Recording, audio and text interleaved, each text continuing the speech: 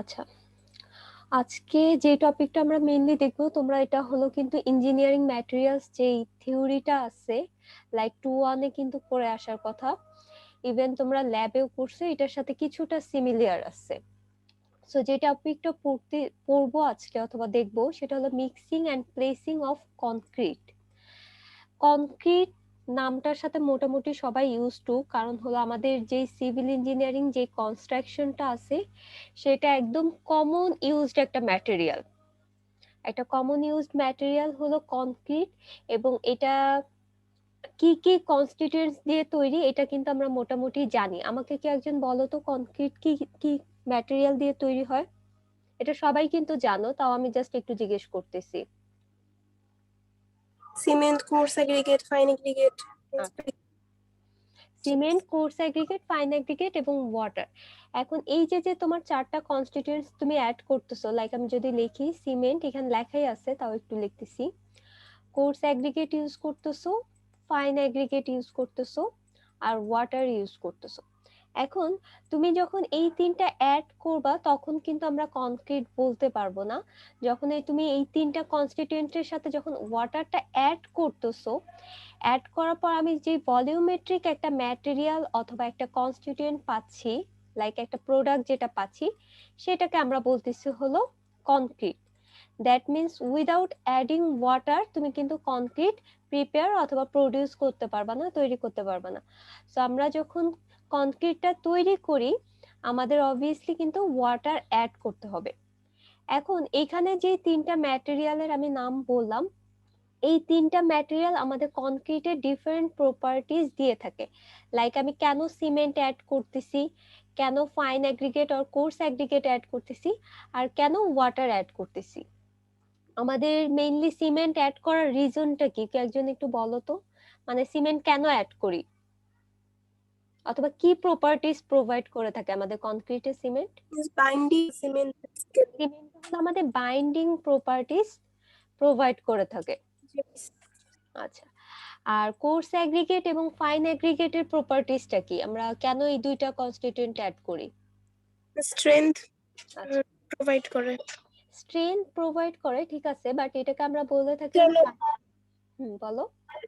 করে ইন্টারলক পাওয়ার ইনক্রিজ করে miss. Exactly, এটা হলো আমাদের বাইন্ডিং ম্যাটেরিয়াল হিসেবে কাজ করতেছে।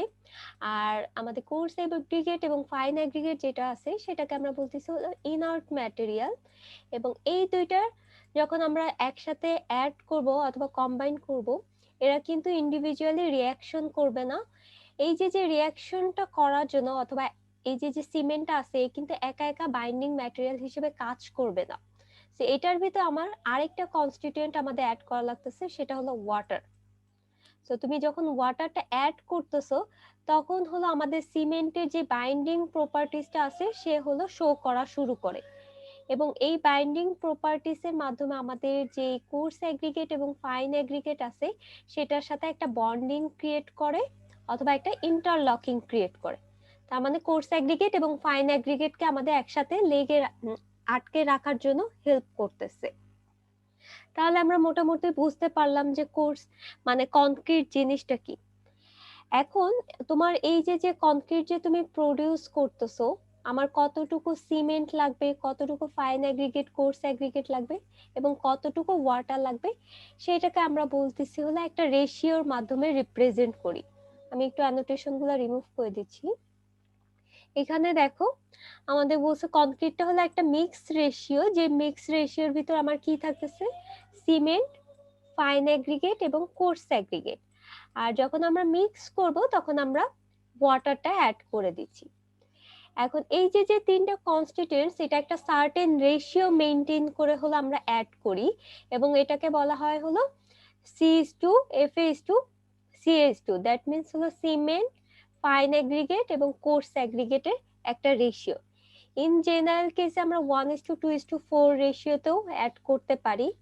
তার মানে হলো তুমি যতটুকু সিমেন্ট অ্যাড করতেছো, তার 2 টাইমস হলো তোমার ফাইন অ্যাগ্রিগেট অ্যাড করতে হবে, আর তার 4 টাইমস হলো আমাদের যে ওয়েটটা আছে অথবা যে অ্যামাউন্টটা আছে, সেটা হলো কোর্স অ্যাগ্রিগেটটা আমাদের অ্যাড করতে হবে। এখন এটার রেশিওটা কিন্তু তোমার সবসময় ফিক্স থাকে না, আমরা এটা হলো ডিজাইন করি। লাইক আমি একটু আগেই বললাম যে তোমরা ইঞ্জিনিয়ারিং ম্যাটেরিয়ালসে করে আসছো যে কনক্রিট মিক্স ডিজাইন, এটা করে আসার কথা। সো কনক্রিট মিক্স ডিজাইনে আমাদের হলো কিছু স্পেসিফিক গ্র্যাভিটি দেওয়া থাকে এবং কিছু গিভেন ডাটা দেওয়া থাকে, সেটার বেসিসে আমরা অ্যানালাইসিস করে দেখি যে আমাদের কতটুকু সিমেন্ট লাগতেছে, কতটুকু ফাইন অ্যাগ্রিগেট লাগতেছে এবং কতটুকু আমাদের কোর্স অ্যাগ্রিগেট লাগতেছে। তোমাদের অনেক সময় পরীক্ষাতে এটা জিজ্ঞেস করা হয় এই যে 1:2:4 দ্বারা কি বোঝায়। তো এটা অনেক সময় ভাইভাতে যখন জিজ্ঞেস করে তখন বলতে পারা লাগবে যে আমাদের ফার্স্টে যে রেশিওটা সেটা কিন্তু সিমেন্টের অ্যামাউন্ট ইন্ডিকেট করে, অথবা সিমেন্টের পোর্শনটা কতটুকু হবে। আর সেকেন্ডটা হলো আমাদের ইন্ডিকেট করতেছে ফাইন অ্যাগ্রিগেট। আর থার্ড যে আমাদের রেশিওটা আছে সেটা কিন্তু আমাদের কোর্স অ্যাগ্রিগেটের অ্যামাউন্টটা ইন্ডিকেট করতেছে। তাহলে আমি যদি এখানে দেখি, আমাদের ধরে নাও যে তোমার হলো 1 কেজি অথবা 1000 গ্রামের মতো তুমি সিমেন্ট নিলা, তাহলে সেই ক্ষেত্রে আমাদের ফাইন অ্যাগ্রিগেটটা অবভিয়াসলি অ্যাড করতে হবে হলো 2000 গ্রাম অথবা 2 কেজি। আর কোর্স অ্যাগ্রিগেটটা তখন অ্যাড করতে হবে হলো 4000 গ্রাম অথবা 400 কেজি। সো এই রেশিওটা থেকে আমরা জাস্ট সিমেন্ট, কোর্স অ্যাগ্রিগেট এবং ফাইন অ্যাগ্রিগেটের অ্যামাউন্টটা বলতে পারবো অথবা বোঝা যাবে।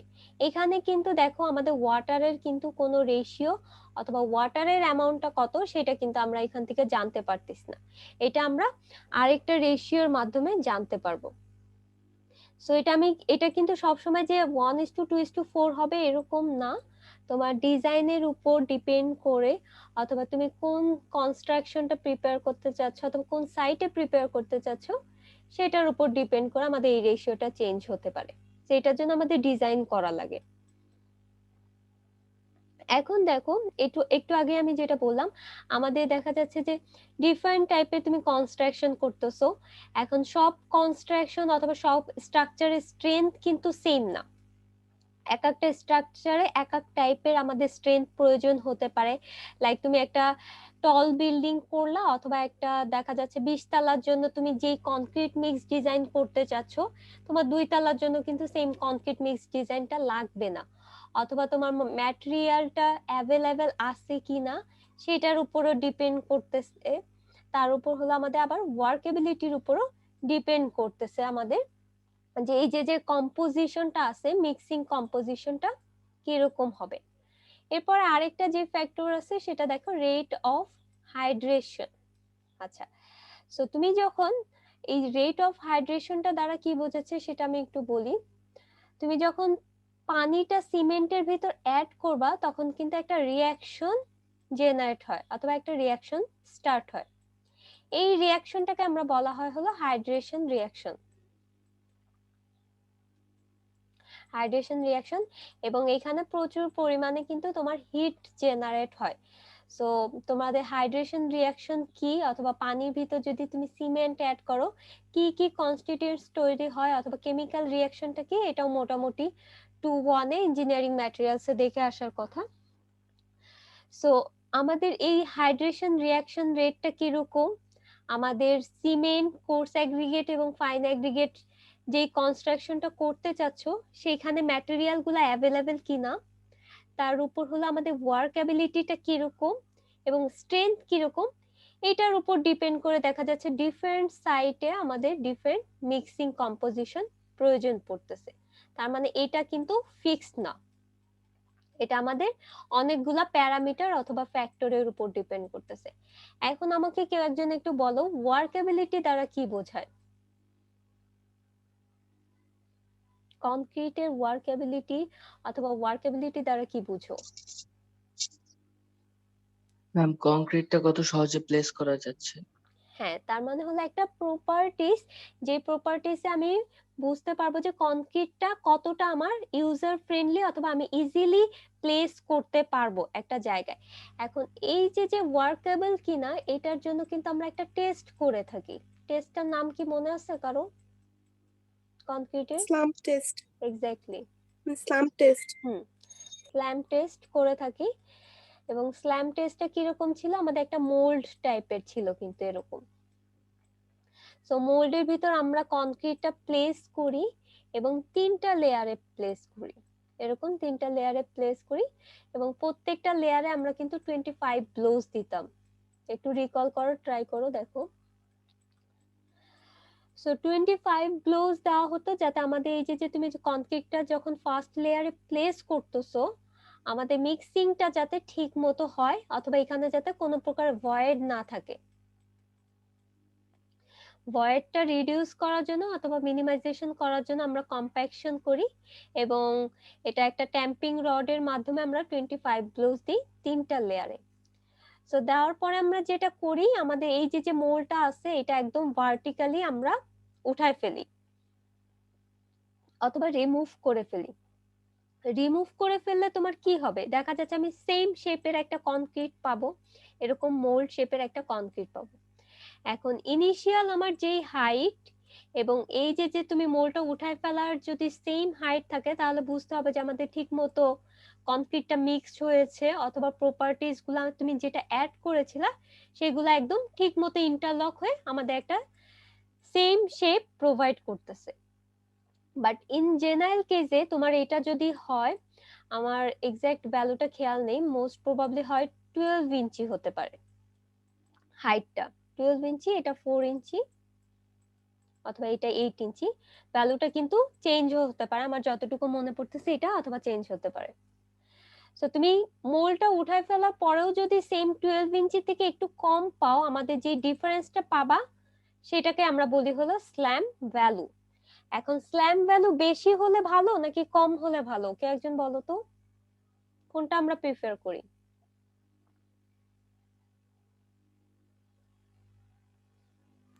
বেশি হলে তো মানে কনক্রিটটা শক্ত, মানে পানি কম হয়েছে, আর পানি বেশি দিলে মিন্স ওয়ার্ক ভ্যালুটা কম আসবে। তাহলে আমি একটু ভালো মতো বলতেছি, দেখো এটা হলো আমাদের সেই মোলটা ছিল,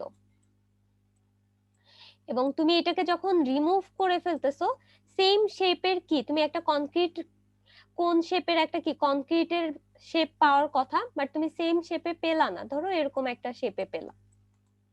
আচ্ছা, এখন এই যে হাইটটা আছে, এই হাইটটাকে আমরা বলতেছি হলো স্ল্যাম ভ্যালু বলতেছি, এখন এই ভ্যালুটা যদি বেশি হয় তাহলে আমরা কি বুঝতে পারতেছি সেটা বলো, কনক্রিটের ওয়ার্কেবিলিটিটা বেশি ভালো নাকি খারাপ সেটা রিপ্রেজেন্ট করতেছে এটা দ্বারা?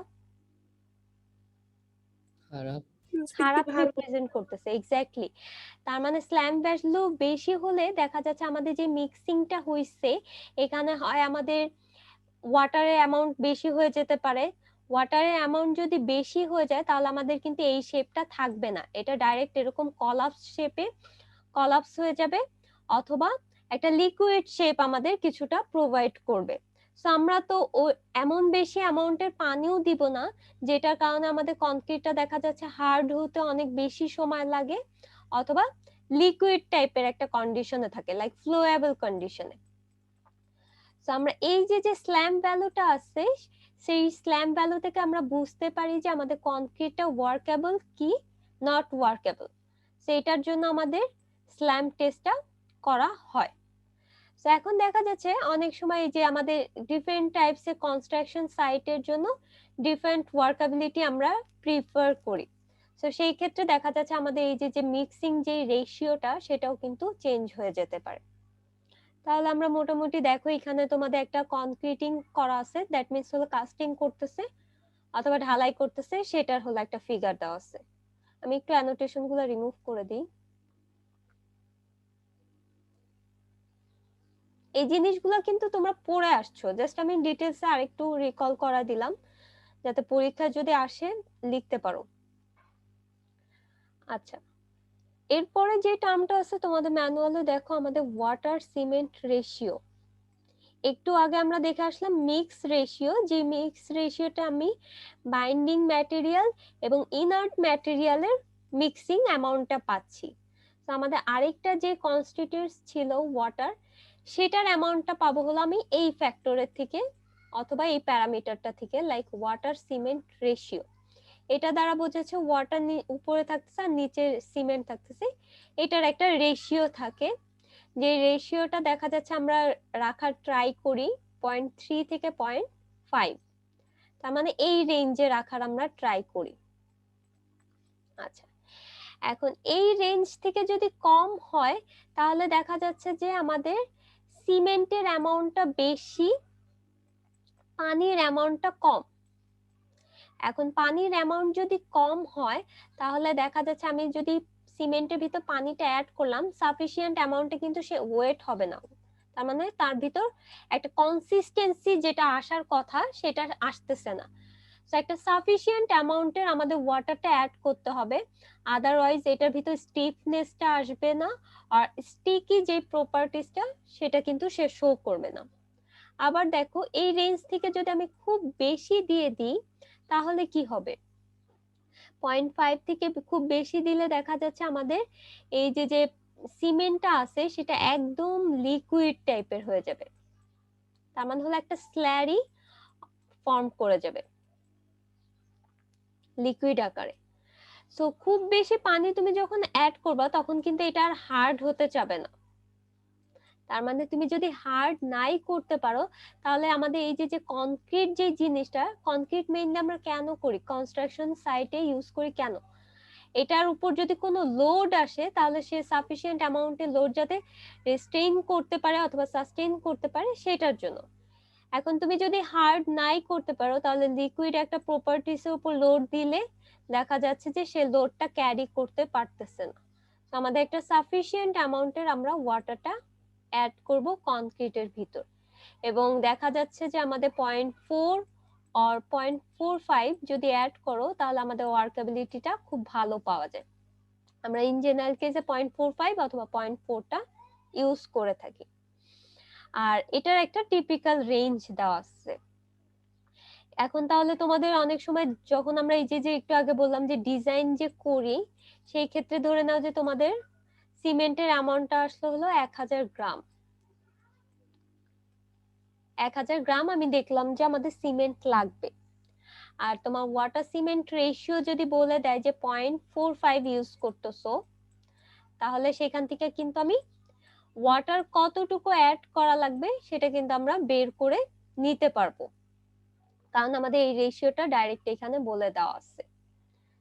তাহলে দেখো আমাদের কি আসতেছে, ওয়াটার ইজ ইকুয়াল টু তখন কি আসবে 0.45 ইন্টু 1000, তাহলে আসতেছে হলো 450 গ্রাম। তো 450 গ্রামের মতো তোমার পানি অ্যাড করতে হবে এই মিক্সিংটা করার জন্য অথবা এই কনক্রিটিংটা করার জন্য। তাহলে এটা কিন্তু অনেক ইম্পর্টেন্ট একটা ফ্যাক্টর, কারণ দেখা যাচ্ছে তুমি পানি অ্যাড না করা পর্যন্ত কিন্তু তুমি কনক্রিট পাচ্ছ না। এখন পানিটাও তোমার সাফিসিয়েন্ট অ্যামাউন্টে অ্যাড করতে হবে যাতে আমাদের একটা স্টিফনেস প্রোভাইড করতে পারে, আবার কোনো লিকুইডেবল প্রোডাক্টেও যাতে প্রোডিউস না হয়। এখন দেখো আমাদের দেখা যাচ্ছে যে পানির অ্যামাউন্টটা যদি খুব বেশি হয় তাহলে কিন্তু আমাদের কনক্রিটটা যেটা আছে সেটা কিন্তু ওয়ার্কেবল বেশি হয়। তার মানে হলো আমাদের ওয়াটার অ্যামাউন্ট যদি বেশি হয় তাহলে দেখা যাচ্ছে ওয়ার্কেবিলিটি বাড়ে, ওয়ার্কেবিলিটি যেটা আছে সেটা বাড়তেছে। বাট ওয়ার্কেবিলিটি বেড়ে গেলে আমাদের যে স্ট্রেনটা আছে সেই স্ট্রেনটা কমে যায়।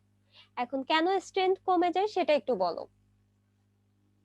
এখানে যে সেন্টেন্সটা বলছে সেটা যদি আমি বলি, হায়ার ওয়াটার সিমেন্ট রেশিও আমাদের স্ট্রেনটাকে রিডিউস করে দেয় আর হলো ওয়ার্কেবিলিটিটা ইনক্রিজ করে। তার মানে তুমি কনক্রিটের ভিতর অথবা এই যে যে মিক্সচারের ভিতর যত বেশি অ্যামাউন্টের পানি অ্যাড করবা তাহলে দেখা যাচ্ছে আমি কিন্তু ইজিলি মিক্সড করতে পারবো, মিক্সিংটা আমাদের খুব ইজিলি করা যাবে। বাট এটা যখন বেশি অ্যাড করে ফেলতেছো তখন সেম টাইমে আমাদের স্ট্রেংথ যেটা আছে কনক্রিটের স্ট্রেংথটা কমে যাচ্ছে। কেন কমতেছে সেটা একটু বলো। আমি কিন্তু একটু আগেই তোমাদেরকে ডিসক্রাইব করছিলাম যে কেন স্ট্রেংথটা কমে যায়। কনক্রিট তো লিকুইড হয়ে যাবে। এক্স্যাক্টলি, আমাদের কনক্রিটটা মেইনলি আমাদের স্ট্রেনটা কিভাবে বুঝতে পারি, এটা ধরে নাও যে একটা ব্লক কনক্রিটের, তো তুমি এটার উপর লোড অ্যাপ্লাই করতেছো, এখন একটা লিকুইড পানির উপর যখন লোড তুমি অ্যাপ্লাই করবা, সেটা কিন্তু সেই লোডটা নিতে পারবে না। তো পানির অ্যামাউন্ট বেড়ে যাওয়ার সাথে সাথে আস্তে আস্তে দেখতে পাচ্ছি আমরা যে এরকম লিকুইডেবল একটা প্রোডাক্ট হয়ে যাচ্ছে। সেম টাইমে আমাদের স্ট্রেনটা কমে যাবে, কারণ লিকুইড যে প্রোডাক্টটা তৈরি হচ্ছে সেটা সাফিসিয়েন্ট অ্যামাউন্টে লোড ক্যারি করতে পারবে না। তো এই কারণে আমরা একটা টিপিক্যাল রেঞ্জ মেনটেন করে কিন্তু এই ওয়াটারটা অ্যাড করি কনক্রিটের ভিতর। তাহলে এটা কিন্তু অনেক ইম্পর্টেন্ট একটা ফ্যাক্টর।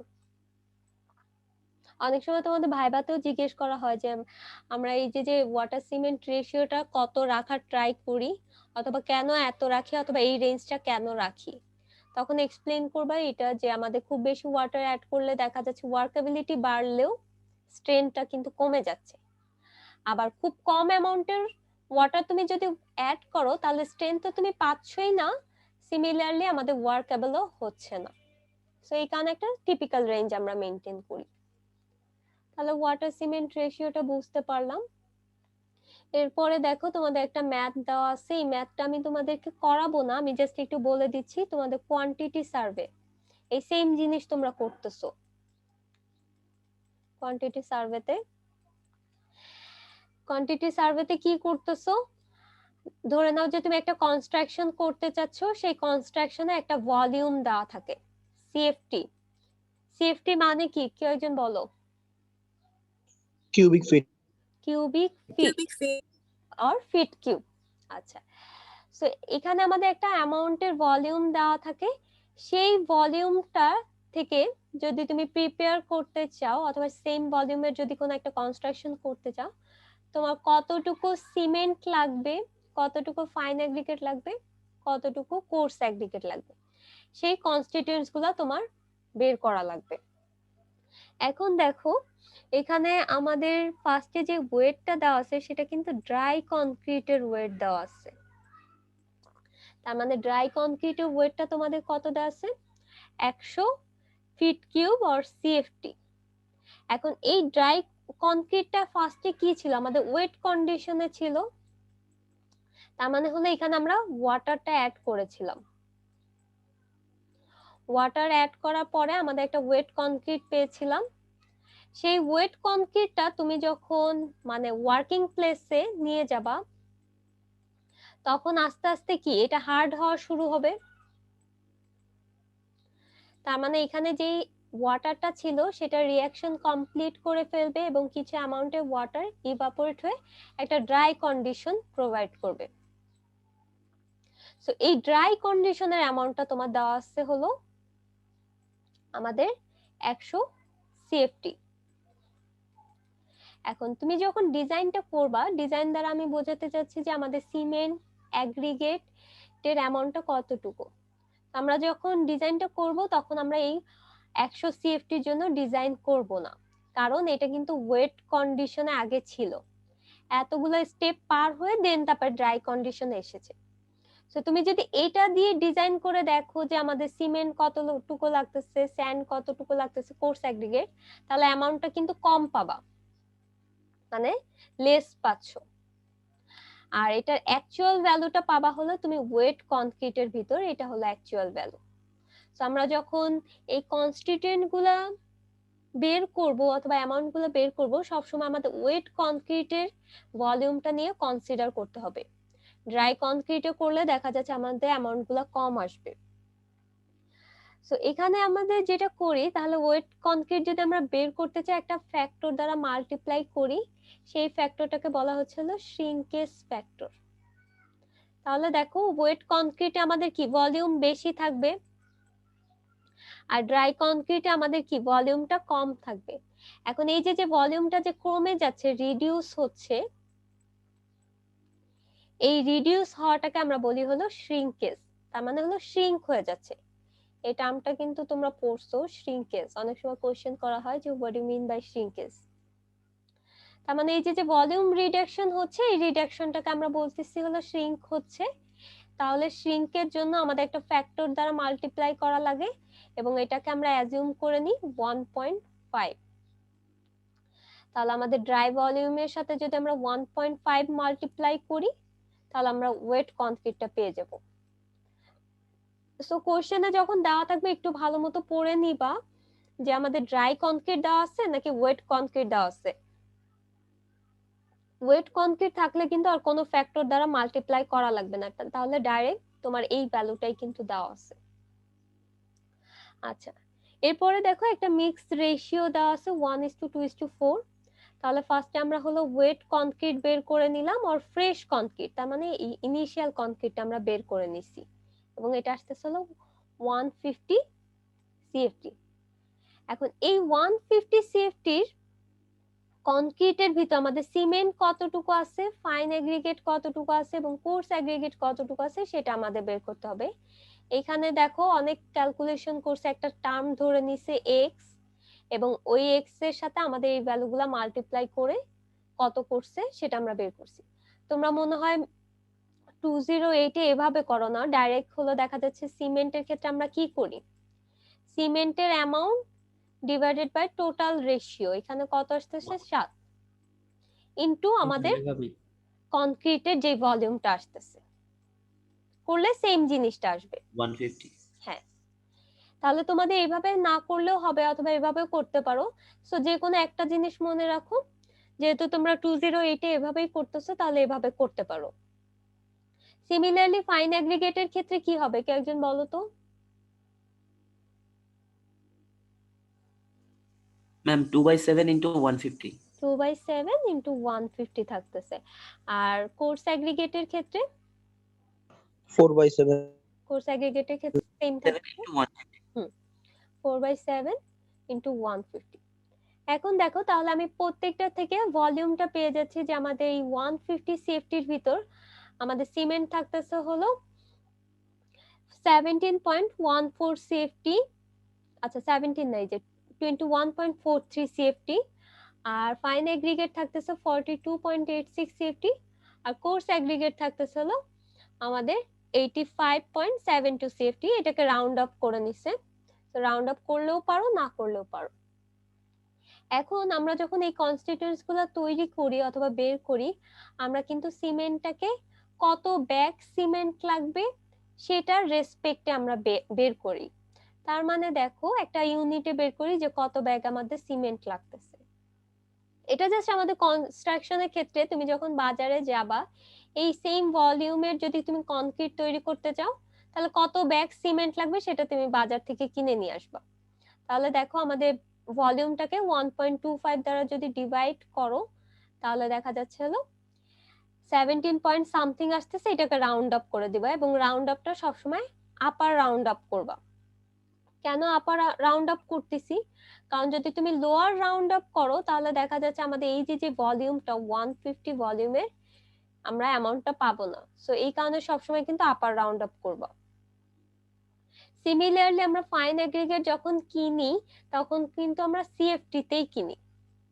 দেখা যাচ্ছে বিভিন্ন ট্রাকে করে যখন নিয়ে আসি, আমাদের ট্রাকের একটা সার্টেন অ্যামাউন্টের ক্যাপাসিটি থাকে, সেই ক্যাপাসিটিতে কত ট্রাক সিমেন্ট লাগবে সেটা আমরা নিয়ে আসি, সিমেন্ট না স্যান্ড, এবং সেটা সিএফটি তেই আমরা রাখি। আর কোর্স অ্যাগ্রিগেটের ক্ষেত্রে আমরা কোর্স অ্যাগ্রিগেট দুই টাইপের কোর্স অ্যাগ্রিগেট ইউজ করতে পারি, একটা ব্রিক চিপস আর একটা stone chips. Stone chips ma'am 42.86 তো 43 হওয়ার কথা। হ্যাঁ, এটাকে এই যে একদম আপার যে রাউন্ড আপটা করতেছে সেটা দেখা যাচ্ছে যে আমাদের এটা যেরকম থাকে এই যে 0.5 এর পর্যন্ত রাউন্ড আপটা করতেছে, সরি এটা 0.5 পর্যন্ত রাউন্ড আপ করতেছে। তুমি এটা 43 দিয়েও করতে পারো, কোনো সমস্যা নাই, বাট এটা যেটা করলাম আপার যে লিমিটটা আছে সেই লিমিটে যাচ্ছে। যদি এটা ধরো 39 আসতো তখন আমরা এটাকে ধরতাম হলো 40, অথবা এটা যদি আমাদের 47 আসতো তখন এটাকে আমরা রাউন্ড আপ করে দিতাম 50, এরকম জাস্ট রাউন্ড আপ করছে। সো তুমি হয় পরের ডিজিট পর্যন্ত রাউন্ড আপ করতে পারো, একদম হয় আপার যে লিমিটটা আছে সেই পর্যন্ত কিন্তু রাউন্ড আপ করতে পারো। ঠিক আছে, এটা এমন খুব হার্ড এন্ড ফাস্ট কিছু না যে এই পর্যন্ত, এই যে আমি এখানে 43 তে রাউন্ড আপ করতেছি অথবা 45 এ। এখন আমরা যখন কনক্রিটিংটা করি এখানে কিন্তু কিছু লস হয়, ম্যাটেরিয়ালের লস হয়। তো দেখা যাচ্ছে তুমি যখন সিমেন্ট মিক্সিং করতেছো, আমরা যখন এই যে মিক্সিং এ যাব তখন দেখবা যে কিছু অ্যামাউন্টের সিমেন্ট তোমাদের লস হয়ে যাচ্ছে, অথবা কিছু অ্যামাউন্টে ফাইন অ্যাগ্রিগেট ঠিক মতো অ্যাড করতে পারতেছ না। এই কারণে বেশি ফ্যাক্টর অফ সেফটি ধরে একটা বেশি অ্যামাউন্টের আমরা ধরে ক্যালকুলেশনটা করতেছি। এই কারণে জাস্ট এতটুকুই। এটা এমন না যে আমি 43 করতে পারবো না, 43 করলেও কোনো সমস্যা নেই। জাস্ট সেফ সাইটে থাকার জন্য অথবা ফ্যাক্টর অফ সেফটি বেশি মেইনটেইন করার জন্য জাস্ট আমাদের একদম পরের ডিজিট পর্যন্ত রাউন্ড আপটা করছে। বোঝা গেছে? এটা জাস্ট তোমার সেফ সাইডে থাকার জন্য। আচ্ছা, এরপর যেটা একটু বলতেছিলাম, দেখো ব্রিক চিপস আছে আর স্টোন চিপস আছে। সো আমরা ব্রিক, আমরা তো এরকম কত আচ্ছা তোমরা এটা যে কোনো মানে একটা করতে পারো। 43 থেকে হ্যাঁ, তোমাদের যে পরের ডিজিট পর্যন্তই তোমরা রাউন্ড আপ করতে পারো, কোনো সমস্যা নেই। পরের ডিজিট পর্যন্ত রাউন্ড আপ করে দিতে পারো, অথবা এই যে তারপরে 43 যদি আসছে 45 এও রাউন্ড আপ করে দিতে পারো, সমস্যা হবে না। বাট ফ্র্যাকশনাল ডিজিট রাখবা না, এটা একটু মাথায় রাখবা। ফ্র্যাকশনাল ডিজিট না রেখে জাস্ট রাউন্ড আপটা করে দিবা। আচ্ছা, তাহলে কোর্স এগ্রিগেটের ক্ষেত্রে আমাদের দেখা যাচ্ছে এখানে আমরা সেম ভাবে সিএফটি তে রাখতে পারি, দ্যাট মিন্স ভলিউমেও রাখতে পারি। আদারওয়াইজ কয়টা আমাদের ব্রিক লাগবে, আমরা যদি ব্রিক চিপস ইউজ করি তাহলে নাম্বার অফ ব্রিক্সটা আমরা বের করে নিই। আর যদি স্টোন চিপস ইউজ করি তাহলে স্টোনের আর আমরা নাম্বার বের করি না, সেটা ডাইরেক্ট জাস্ট সিএফটি তে আমরা রেখে দিই। তো একটু খেয়াল রাখবা যে আমাদের ব্রিক চিপস এর কথা বলা আছে নাকি স্টোন চিপস এর কথা বলা আছে। যদি কিছুই বলা না থাকে তাহলে তুমি যে যদি সিএফটি পর্যন্ত রাখো কোনো সমস্যা হবে না, তোমাদের ম্যাথ ওকে। বাট যদি বলে দেয় যে আমাদের এখান থেকে এই মিক্স রেশিও থেকে আমাদের কতগুলা ব্রিক লাগবে অথবা নাম্বার অফ ব্রিক্স যদি তোমাকে বের করতে বলে, তাহলে কোর্স অ্যাগ্রিগেটটা তুমি নাম্বারে বের করে নিবা। এটাও তোমাদের 208 এ করে আসার কথা, যে সিএফটি থেকে ভলিউম থেকে নাম্বার অফ ব্রিক কিভাবে বের করে।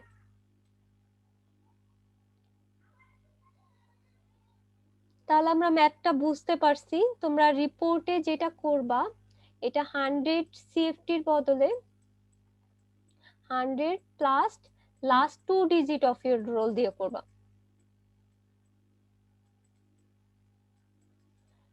দিয়ে দেখবা যে কোনটার অ্যামাউন্টটা কত আসতেছে। ম্যাথটা একদমই ইজি, কারণ হলো তোমরা কোয়ান্টিটি সার্ভেতে এই সেম জিনিসটাই করে আসতেছো, প্রত্যেক ল্যাব রিপোর্টেই করো হয়তো। সো তোমাদের রিপোর্টে যেটা করবা সেটা জাস্ট এই ভ্যালুটা চেঞ্জ করে নিবা। আর বাকি যে ক্যালকুলেশন আছে এইভাবেও তোমরা করতে পারো, অথবা তোমাদের ম্যানুয়ালে যেটা দেওয়া আছে সেভাবে করতে পারো, কোনো সমস্যা নেই। তাহলে এতটুকু পোরশন পর্যন্ত তো আমরা বুঝতে। লাস্ট টু, হ্যাঁ বলো। Ma'am last last 2 two digit, নাকি 2 3? ডিজিট, 2 ডিজিট করো, সমস্যা নাই, 2 ডিজিট করলেই হবে। আচ্ছা 2 ডিজিট না, 3 ডিজিটই করো, থাক। Last 3 digit of your roll. জি ম্যাম, টুটা একটু ছোট হয়ে যাবে। জাস্ট ভ্যালুগুলো চেঞ্জ হয়ে যাবে, তোমাদের কনক্রিটের অ্যামাউন্টটা চেঞ্জ হয়ে যাচ্ছে, আর ফ্রেশ ভলিউম আর ওয়েট কনক্রিটের ভলিউমটা চেঞ্জ হয়ে যাচ্ছে। দেন বাকি যে পোরশন, আর এখানে যেটা করবা আমাদের নাম্বারটা বের করে দেখাবা যে কয়টা ব্রিক লাগতেছে। দ্যাট মিন্স কোর্স অ্যাগ্রিগেটের ক্ষেত্রে তোমরা বের করবা হলো number of bricks. So CFT থেকে কিভাবে নাম্বার অফ ব্রিক্স করে সেটা জানো, আমি আর বললাম না। কতগুলা ব্রিক লাগতেছে সেটা একটু ক্যালকুলেশন করে দেখাবা। তাহলে ম্যাথটা বুঝতে পারছি, রিপোর্টে যাতে এই ম্যাথটা থাকে এটা একটু খেয়াল রেখো সবাই। অ্যাগ্রিগেটটা 0.5 এ করব ম্যাম, কোনটা? রাউন্ডেড। আচ্ছা, রাউন্ডেডটা আমি তোমাদের উপর ছেড়ে দিচ্ছি, হার্ড এন্ড ফাস্ট কিছু বলতেছি না। তোমরা একদম পরের 5 ডিজিট পর্যন্ত রাউন্ড করতে পারো, অথবা পরের ডিজিট পর্যন্ত রাউন্ড করতে পারো, কোনো সমস্যা নেই। কারণ আমরা অলরেডি কিন্তু একটা ফ্যাক্টর দ্বারা মাল্টিপ্লাই জি ম্যাম। করেই আসছি, সো এখানে রাউন্ড আপটা খুব বেশি ইফেক্ট হবে বলে মনে হচ্ছে না। আচ্ছা, এরপরে দেখো যেটা করতেছি আমরা, এই যে যে মিক্সিংটা করতেছি, মিক্স করার পরে কি আমরা একটা সার্টেন অ্যামাউন্টের স্ট্রেনটা পাবো। এই স্ট্রেনটা কয়েকটা ফ্যাক্টরের উপর কিন্তু আবার ডিপেন্ড করে। তার মানে হলো কিছু প্যারামিটার আছে যে প্যারামিটারের উপর আমাদের মিক্সিং এর স্ট্রেনটা ডিপেন্ড করতেছে। লাইক ফার্স্টে যেটা আছে সেটা আমরা অলরেডি জানছি যে ওয়াটার সিমেন্ট রেশিও, এবং ওয়াটার সিমেন্ট রেশিও চেঞ্জ হলে আমাদের কি হয় সেটাও আমরা বুঝতে পারছি। এরপরে দেখো সিমেন্ট কনক্রিট, তার মানে হলো আমাদের সিমেন্ট যে তুমি অ্যাড করতেছো কনক্রিটে কিন্তু আমাদের একটা বাইন্ডিং প্রপার্টিস প্রোভাইড করতেছে। এখন তোমার সিমেন্টের অ্যামাউন্ট যদি সাফিসিয়েন্ট না থাকে তাহলে দেখা যাচ্ছে আমাদের যে কোর্স অ্যাগ্রিগেট এবং ফাইন অ্যাগ্রিগেট যেটা আছে সেটাকে কোটিং করতে পারবে না, কিন্তু এটা কোটিং করতে পারবে না। সো আমাদের সাফিসিয়েন্ট অ্যামাউন্টের যাতে সিমেন্ট থাকে সেটা ইনশিওর করতে হবে। অথবা সিমেন্টের মেইন কাজটা কি আমাদের স্ট্রেংথ প্রোভাইড করতেছে কিন্তু, অথবা বাইন্ডিং ম্যাটেরিয়াল হিসেবে কাজ করে একটা সাফিসিয়েন্ট অ্যামাউন্টে স্ট্রেংথ প্রোভাইড করতেছে। তো তোমার যদি সিমেন্টের অ্যামাউন্টই যদি না থাকে তাহলে দেখা যাচ্ছে আমরা কিন্তু স্ট্রেংথটা পাবো না অ্যাডুকেট। এরপরে দেখো আমাদের ফাইন এগ্রিগেট এবং কোর্স এগ্রিগেটের পোর্শনও উপরে ডিপেন্ড করতেছে। লাইক আমরা রেশিওটা কি দেখলাম 1:2:4 দেখে আসলাম, কিন্তু তুমি এটা যদি করো 1:1:2 যদি করো অথবা 3 যদি করো তাহলে কিন্তু আমাদের ঠিক মতো মিক্সিংটা হবে না। এখানে দেখা যাচ্ছে ফাইন এগ্রিগেটটা কম হয়ে যাচ্ছে।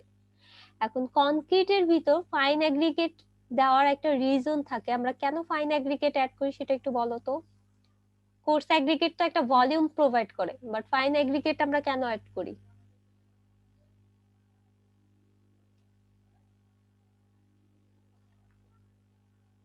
ভয়েড গুলা ফিল আপ। Void, exactly. আমাদের যে ভয়েড গুলা থাকে কোর্স এগ্রিগেট অ্যাড করার পরে কিছু জায়গায় ভয়েড থেকে যায়, এবং তোমার কনক্রিটের ভিতর যদি ভয়েড বেশি থাকে তাহলে আমাদের স্ট্রেংথ কিন্তু কমে যাবে। আমাদের এই ভয়েড গুলো ফিল আপ করার জন্য কিন্তু একটা সাফিসিয়েন্ট অ্যামাউন্টের ফাইন এগ্রিগেট আমাদের অ্যাড করা লাগতেছে। সো মিক্সিং রেশিওটা অনেক ইম্পর্টেন্ট, আদারওয়াইজ আমাদের স্ট্রেংথ কিন্তু এনশিওর হচ্ছে না। এরপরে আর একটা টার্ম আছে সেটা হলো অ্যাডমিক্সচার। অ্যাডমিক্সচারটাও তোমরা পড়ছো যে আমরা অনেক সময় দেখা যাচ্ছে এই যে কনক্রিটিংটা করি কনক্রিটের স্ট্রেংথ বাড়ানোর জন্য অথবা আরো কিছু প্রপার্টিস অ্যাড করার জন্য, লাইক হলো আমাদের করোসিভ রেজিস্ট্যান্স যাতে হয়। আচ্ছা একটু ওয়েট করো তোমরা, দাঁড়াও।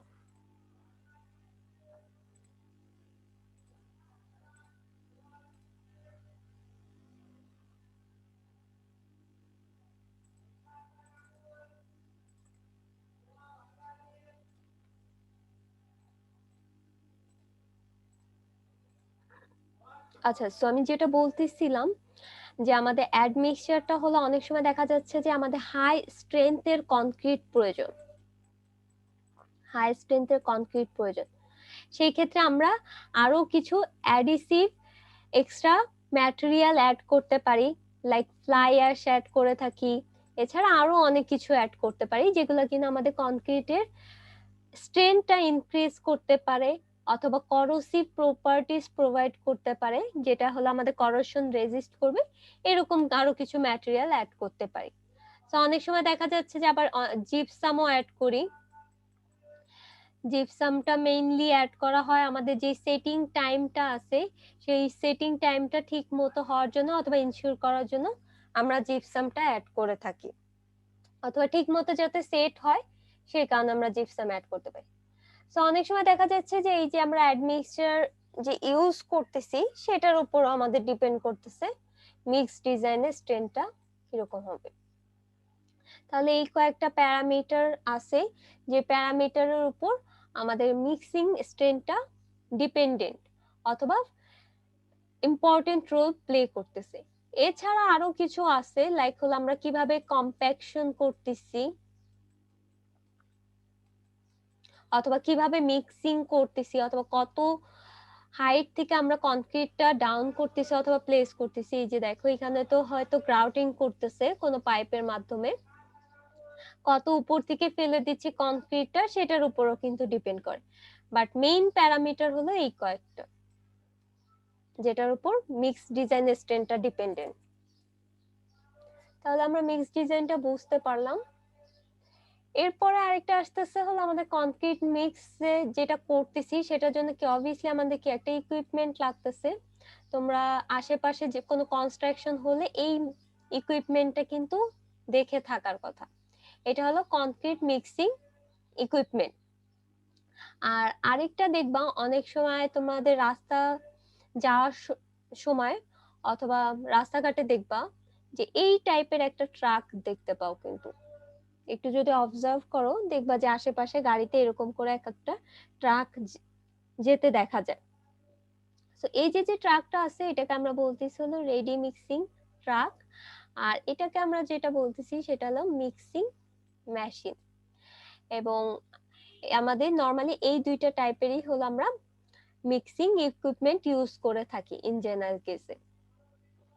সো এই যে মিক্সিং মেশিনটা আছে এটা দেখা যাচ্ছে যে 5 CFT ড্রাম অথবা 10 CFT ড্রামের হয়ে থাকে। তার মানে এটার ক্যাপাসিটি হয় 5 CFT অথবা 10 CFT। সো এই 5 CFT এর ক্যাপাসিটি থেকে আমি কতটুকু কনক্রিট প্রোভাইড করতে পারি দেখো পার আওয়ারে 120 টু 150। সো আমাদের একটা ওয়ার্কার দেখা যাচ্ছে ইন জেনারেল কেসে কি 8 আওয়ার্স এর মতো সে ওয়ার্ক করে, অথবা আমাদের ওয়ার্কিং পিরিয়ডটা যদি আমরা 8 আওয়ার্স ধরি তাহলে আমাদের টোটাল 8 আওয়ার্স এর ভিতর কতটুকু টোটাল অ্যামাউন্টের কনক্রিট প্রোভাইড হচ্ছে অথবা প্রোডিউস হচ্ছে সেটা হলো 1000 থেকে 1200 পর্যন্ত সিএফটি। আর এইখানে তোমরা যদি মেশিনটা কিভাবে অপারেট হয় সেটাও একটু ভালো মতো দেখবা। এই মেশিনটা কিন্তু কন্টিনিউয়াসলি আমাদের রোটেট করতে থাকে। সো তুমি যখন পাম্পটা স্টার্ট করবা অথবা মেশিনটা স্টার্ট করবা এখানে একটা জেনারেটরের সাথে অ্যাটাচ করা থাকে। সো পাম্পটা এরকম কন্টিনিউয়াসলি রোটেট করতে থাকে যেরকম। আর এখানে দেখো একটা হুইল টাইপের আছে। সো এই হুইলটাকে তুমি যখন ঘোরাবা তখন দেখা যাচ্ছে আমাদের ভিতরে যে কনক্রিটটা সেটা এখানে একটা পাত্র টাইপের থাকে, এই পাত্রের উপর সে পোর করতেছে অথবা ঢেলে দিচ্ছে। সো এই হুইলটার মাধ্যমে হলো আমরা কন্ট্রোল করতেছি আমাদের ভিতরের কনক্রিটটাকে ফেলানোর জন্য অথবা পোর করার জন্য। আর এই যে মিক্সিং তুমি ইকুইপমেন্টটা এটা কিন্তু আমরা যেখানে কনস্ট্রাকশন হচ্ছে সেখানে আমরা কিন্তু ইউজ করতে পারি। এটা ছিল আমাদের মিক্সিং মেশিনটা। এটা দেখা যাচ্ছে বেশিরভাগ রেসিডেন্সিয়াল বিল্ডিং এ আমরা যখন কনক্রিট আমাদের লাগে অথবা যে কোনো ছোটখাটো কোনো কনস্ট্রাকশনে আমরা এই টাইপের মিক্সিংটা করে থাকি এই ইকুইপমেন্টটা দিয়ে। আর রেডি মিক্স ট্রাকের ক্ষেত্রে দেখো আমাদের এরকম একটা ট্রাক থাকে এবং এই ট্রাকের ভিতরে এখানে একটা ড্রাম আছে।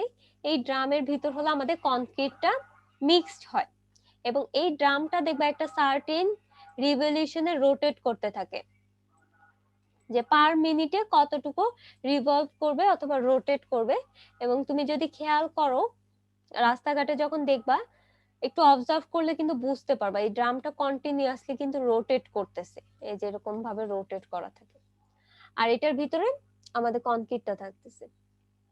এখন এটা কন্টিনিউয়াসলি রোটেট করার রিজনটা কি কে একজন বলতে পারবা? অথবা দেখছো এই ইসের ট্রাকটা এরকম?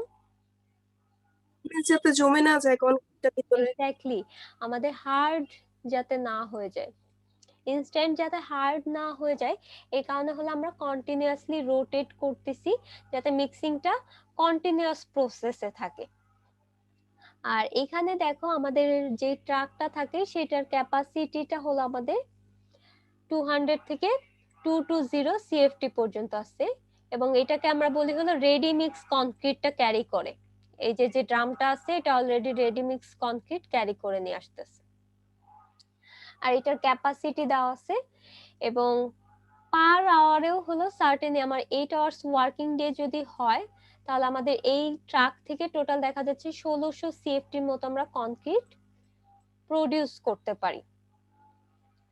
এখন অনেক সময় দেখলা যে তোমার যে কনস্ট্রাকশন তুমি যে জায়গা করতে চাচ্ছ সেখানে আমাদের প্লেসের একটা অভাব আছে অথবা ল্যাক আছে, তার মানে সাফিসিয়েন্ট অ্যামাউন্টে তোমার জায়গা নেই।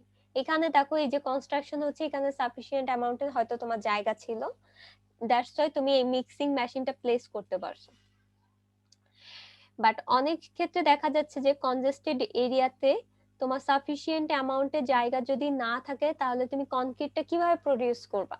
সেই ক্ষেত্রে আমরা রেডি মিক্স ট্রাকের ভিতরে এরকম কনক্রিটটা প্রিপেয়ার করে আমরা নিয়ে আসতে পারি। আবার দেখো আমরা এখানে যদি দেখি আমাদের রেডি মিক্স থেকে 1600 সিএফটির মতো আমরা কনক্রিট প্রোভাইড করতে পারতেছি 8 আওয়ার্স অর পার ডেতে।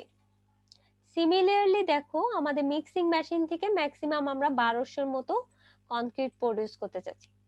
এখন তুমি যদি একটা লার্জ একটা প্রজেক্ট তৈরি করতে চাও অথবা লার্জ একটা কনস্ট্রাকশনে যদি তোমার কনক্রিট লাগে, তাহলে এই মেশিন দিয়ে বারবার তুমি অপারেট করে যতটুকু অ্যামাউন্টে কনক্রিট পাবা তার থেকে বেশি অ্যামাউন্টের কনক্রিট কিন্তু তুমি রেডি মিক্স যে আমাদের মিক্সার ট্রাকটা আছে সেখানে পাচ্ছ।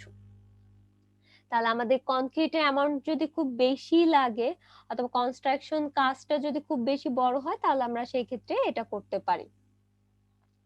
আরেকটা হতে পারে দেখো আমাদের এই যে যে মেশিনটা যে আমরা অপারেট করতেছি এটা সার্টেন অ্যামাউন্ট পর্যন্ত কিন্তু মিক্স করতে একটা কিন্তু টাইম লস হচ্ছে অথবা এটা অপারেট করতে কিন্তু আমাদের ম্যানুয়াল লেবার লাগতেছে অথবা ইলেকট্রিসিটিরও কিন্তু একটা কস্ট হচ্ছে। বাট এই মেশিনের ক্ষেত্রে দেখো আমাদের কোনো ম্যানুয়াল লেবার লাগতেছে না, এটা অটোমেটিক্যালি রোটেট হচ্ছে এবং এটা আমরা কিন্তু কোনো ইলেকট্রিসিটির সাথে কোনো অ্যাটাচ করে অথবা কোনো পাম্পের সাথে আমরা অ্যাটাচ করতেছি না, আমরা জাস্ট রোটেশনটা বলে দিচ্ছি অথবা ফিক্সড করে দিচ্ছি এই মেশিনে, দেন তাহলে মিক্স হচ্ছে। তাহলে আমরা দুইটা মিক্সিং টাইপ দেখতে পেলাম, একটা হলো মিক্সিং মেশিন দেখতে পেলাম আর একটা হলো রেডি মিক্স মেশিন দেখতে পেলাম এবং এই দুইটার ভিতরে আমরা ডিফারেন্সটাও তাহলে আমি এতক্ষণ ডিসকাস করলাম যে আমাদের কনস্ট্রাকশনের উপর ডিপেন্ড করতেছে যে আমি কোন ইকুইপমেন্টটা চুজ করব, আমরা রেডি মিক্সটা চুজ করব নাকি ম্যানুয়াল যেটা আছে লাইক মিক্সিং মেশিন সেটা চুজ করব। তাহলে এটা একটু সামারি করেই লেখা আছে দেখো, আমাদের কস্টের উপর ডিপেন্ড করতেছে, টাইমের উপর ডিপেন্ড করতেছে, আবার সাইট থেকে আমাদের কনস্ট্রাকশনের যে ডিসটেন্সটা সেটার উপরও ডিপেন্ড করতেছে, সাফিসিয়েন্ট অ্যামাউন্টের রুম অ্যাভেলেবেল কিনা, দ্যাট মিন্স আমাদের স্পেসটা অ্যাভেলেবেল কিনা, আবার কোয়ালিটি কন্ট্রোলের উপরও ডিপেন্ড করতেছে। কোয়ালিটি কন্ট্রোল দ্বারা যেটা বোঝাচ্ছে আমাদের দেখো এটা যেহেতু ম্যানুয়ালি আমরা মিক্স করতেছি, তুমি ভালো মতো যদি একটু খেয়াল করো তাহলে দেখা যাচ্ছে আমাদের লেবাররা একটা ড্রামে করে কিছু অ্যামাউন্টে পানি অ্যাড করতেছে, কিছু অ্যামাউন্টের স্যান্ড অ্যাড করতেছে, সিমেন্ট অ্যাড করতেছে, দেন আবার কোর্স অ্যাগ্রিগেট অ্যাড করতেছে। এখন তুমি যে এই যে মিক্সিং ডিজাইনটা একটু আগে করে আসলা, লাইক আমার 18 ব্যাগ লাগবে, 45 সিএফটি লাগবে, 90 সিএফটি লাগবে, ম্যানুয়ালি যখন তুমি করতে যাবে ঠিক সেম অ্যামাউন্টে কিন্তু তোমার নাও অ্যাড হতে পারে, কারণ দেখা যাচ্ছে এটা ক্যাপাসিটির একটা লিমিটেশন আছে। তাহলে প্রত্যেক সময় দেখা যাচ্ছে তুমি ফার্স্টে এক বস্তা এক ব্যাগ এই যে সিমেন্ট অ্যাড করলা, সেটার জন্য আবার কতটুকু স্যান্ড লাগতেছে, সো অনেক কিছু কিন্তু আমাদের ইরোর হতে পারে এই যদি মিক্সিং মেশিনটা আমরা ইউজ করি, কারণ এটা ম্যানুয়ালি অপারেট হচ্ছে। সো ম্যানুয়ালি যখন অপারেট হচ্ছে এই কারণে কিন্তু আমরা এই যে দেখো অলরেডি একটা ফ্যাক্টর তো ধরেই আসছি, এই কারণে আরো বেশি ফ্যাক্টর ধরে কিন্তু আমরা করছি। এখানে কিন্তু আমরা ডাইরেক্ট 43ও করতে পারতাম, আর দেখা যাচ্ছে এই যে যে ম্যানুয়াল অপারেশনে আমাদের কিছু লস হতে পারে, তো এই কারণে আমরা একটু আরো বেশি ফ্যাক্টর ধরে ক্যালকুলেটটা করি।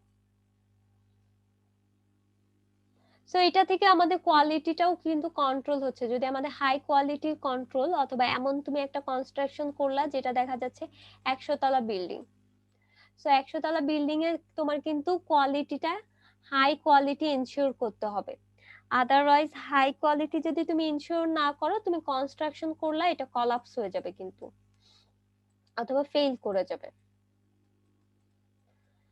সো আমার কোয়ালিটি কন্ট্রোলের উপরও দেখা যাচ্ছে ডিপেন্ড করতেছে আমরা মিক্সিং প্ল্যান্ট ইউজ করব নাকি আরএমসি যে ট্রাকটা আছে রেডি মিক্স কনক্রিটের সেটা ইউজ করব। আর অনেক সময় দেখা যাচ্ছে আমাদের এই আরএমসি যে ট্রাকটা আছে সেটা এক্সপেন্সিভ হতে পারে, কারণ এটার ট্রাকটা কিছুটা এক্সপেন্সিভ হয়, but in the same time আমাদের কিন্তু রিডিউস হয়ে যাচ্ছে লেবার কস্ট এবং ইলেকট্রিসিটি এবং আদার যে কস্টটা আছে সেটা কিন্তু আমাদের রিডিউস করে দিচ্ছে। সো ট্রাক এক্সপেন্সিভ হলো আমাদের আদার্স যে কস্টগুলো আছে সেটাও কিন্তু আমাদের মিনিমাইজ হয়ে যাচ্ছে। তো এটাও একটা আমাদের অ্যাডভান্টেজ আমরা বলতে পারি যে আমরা আরএমসি ইউজ করব নাকি মিক্সিং প্ল্যান্টটা ইউজ করব। এটা ডিফারেন্ট কনস্ট্রাকশনের উপর ডিপেন্ড করতেছে কোনটা তোমার কাছে সুইটেবল লাগে। তাহলে আমরা মোটামুটি কনক্রিট মিক্সিংটা বুঝতে পারছি। এটা আই থিংক কারো কোনো কোশ্চেন থাকার কথা না, কারণ তোমরা এই জিনিসগুলো মোটামুটি সবাই আগে দেখে আসছো অথবা পড়ে আসছো। আচ্ছা, তাও কারো কোনো কোশ্চেন আছে কিনা একটু বলো তো। এতটুকু পোর্শন পর্যন্ত সবাই কি বুঝতে পারছো জিনিসগুলা?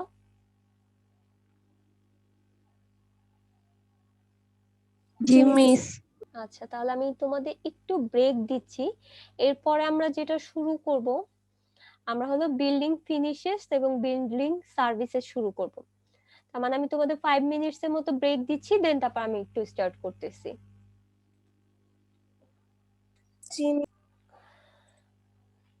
আমাদের নেক্সট টপিকটা যেটা থাকতেছে সেটা হলো বিল্ডিং ফিনিশেস আর বিল্ডিং সার্ভিসেস।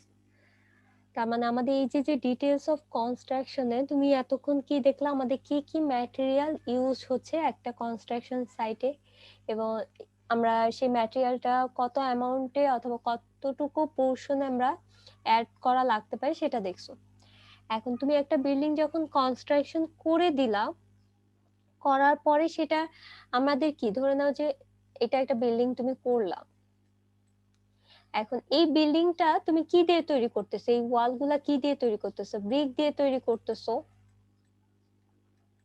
যদি তোমার ব্রিক ওয়াল হয়ে থাকে, আমি স্টিল স্ট্রাকচারে যাচ্ছি না, আপাতত আমরা যদি বলে থাকি যে আমাদের ওয়ালটা যদি ব্রিকের হয়ে থাকে, তাহলে আমাদের এই যে সারফেসটা সেটা ব্রিকের। এখন তুমি একটা বিল্ডিং যখন পুরাটা তৈরি করে ফেললা অথবা একটা স্ট্রাকচার যখন পুরাটা তৈরি করে ফেললা, আমাদের আউটার সারফেসটা কি থাকতেছে, রাফ থাকতেছে, রাফ থাকতেছে। তো এখন এই রাফ সারফেসটাকে তুমি স্মুথ করার জন্য অথবা অ্যাস্থেটিক একটা ভিউ দেওয়ার জন্য আমাদের বিল্ডিং এ কি করতে হয়, কিছু ফিনিশিং দেওয়া লাগে। লাইক আমরা প্লাস্টারিং করে থাকি অথবা পেইন্ট করে থাকি, এছাড়া আরো অনেক কিছু করে থাকি। তাহলে এই জিনিসটা হলো আমরা মেইনলি দেখবো যে বিল্ডিং ফিনিশের ভিতর। আর বিল্ডিং সার্ভিস যেটা দ্বারা বোঝাচ্ছে, আমাদের অনেক সময় দেখা যাচ্ছে যে বিভিন্ন টাইপের আমরা কিন্তু বিল্ডিং এর টাইপ পড়ে আসছি, লাইক রেসিডেন্সিয়াল বিল্ডিং পড়ে আসছি, তারপর হলো এডুকেশনাল ইনস্টিটিউশনাল, এছাড়া হসপিটাল, এই টাইপের বিল্ডিং গুলো পড়ে আসছে। এবং প্রত্যেকটা বিল্ডিং এর পারপাস কিন্তু ডিফারেন্ট টাইপের। লাইক তুমি একটা ইনস্টিটিউশনাল বিল্ডিং কে রেসিডেন্সিয়াল বিল্ডিং পারপাসে ইউজ করতে পারবা না, অথবা একটা হসপিটালকে তুমি হলো ইনস্টিটিউশনাল পারপাসে ইউজ করতে পারবা না। তাহলে দেখো আমাদের হসপিটালে কি করতে হয়, সাউন্ড ফ্রি রাখা লাগে, অথবা নয়েজ ফ্রি আমরা রাখতে চাচ্ছি, অথবা পলিউশন, নয়েজ পলিউশনটা যাতে কম হয় সেটা আমাদের ইনশিওর করা লাগতেছে।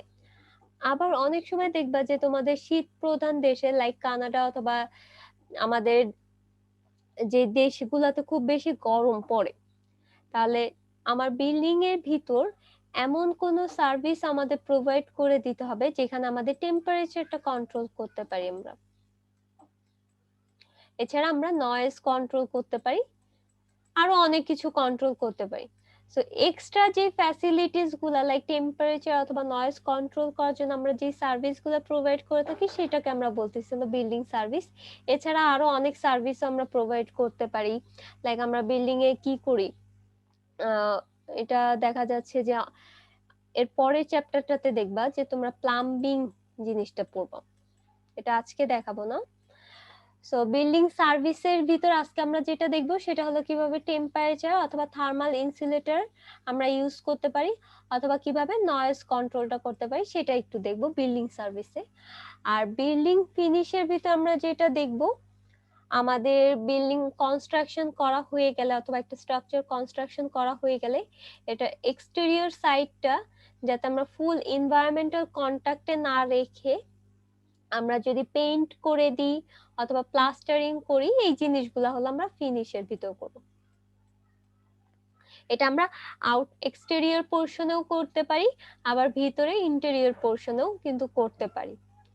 তাহলে আমরা মোটামুটি বিল্ডিং ফিনিশ আর বিল্ডিং সার্ভিসটা বুঝতে পারছি। এখন একটু দেখো,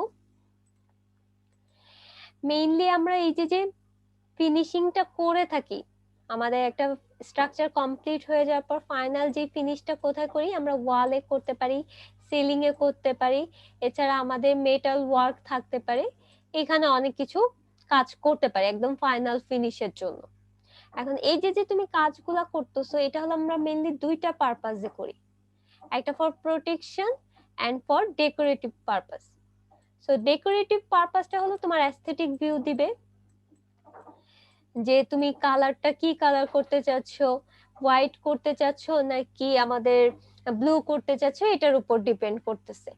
আর প্রোটেকশনের জন্য যেটা আমি বললাম, আমাদের এরকম ব্রিক গুলা তো এনভায়রনমেন্টের কন্টাক্টে থাকবে।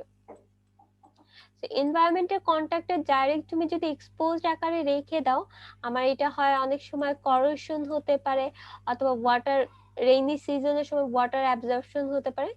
তো আমরা এটা চাই যে প্রোটেক্ট করতে। সো প্রোটেক্ট করার জন্য এটার উপর আমরা একটা লেয়ার দিয়ে দিতে পারি, এরকম একটা লেয়ার দিয়ে দিতে পারি, অথবা আমরা পেইন্ট করে দিতে পারি। লাইক তোমরা মেটালের যে জিনিসগুলা দেখে থাকো, আমাদের যদি এয়ারের কন্টাক্টে থাকে তাহলে এটাতে কিন্তু অনেক সময় মরিচা পড়ে অথবা করোশন হয়। তো এই করোশন মিনিমাইজ করার জন্য অথবা রিডিউস করার জন্য আমরা কি করি, গ্যালভানাইজিং করে থাকি অথবা পেইন্ট করে থাকি। সো এটা মেইনলি হলো আমাদের প্রোটেকশন পারপাসে প্রোভাইড করে থাকি। তাহলে এই দুইটা জিনিস বুঝতে পারলাম যে আমরা কেন ফিনিশিংটাও দিয়ে থাকি অথবা কেন করে থাকি, এটা পারপাসটা কি। আর আমরা তিন টাইপের হলো ফিনিশিং দেখবো, একটা হলো প্লাস্টারিং করতে পারি, আরেকটা হলো পেইন্টিং করতে পারি, আরেকটা ভার্নিশিং। ভার্নিশিংটা দেখা যাচ্ছে আমাদের উডে আমরা অ্যাপ্লাই করে থাকি।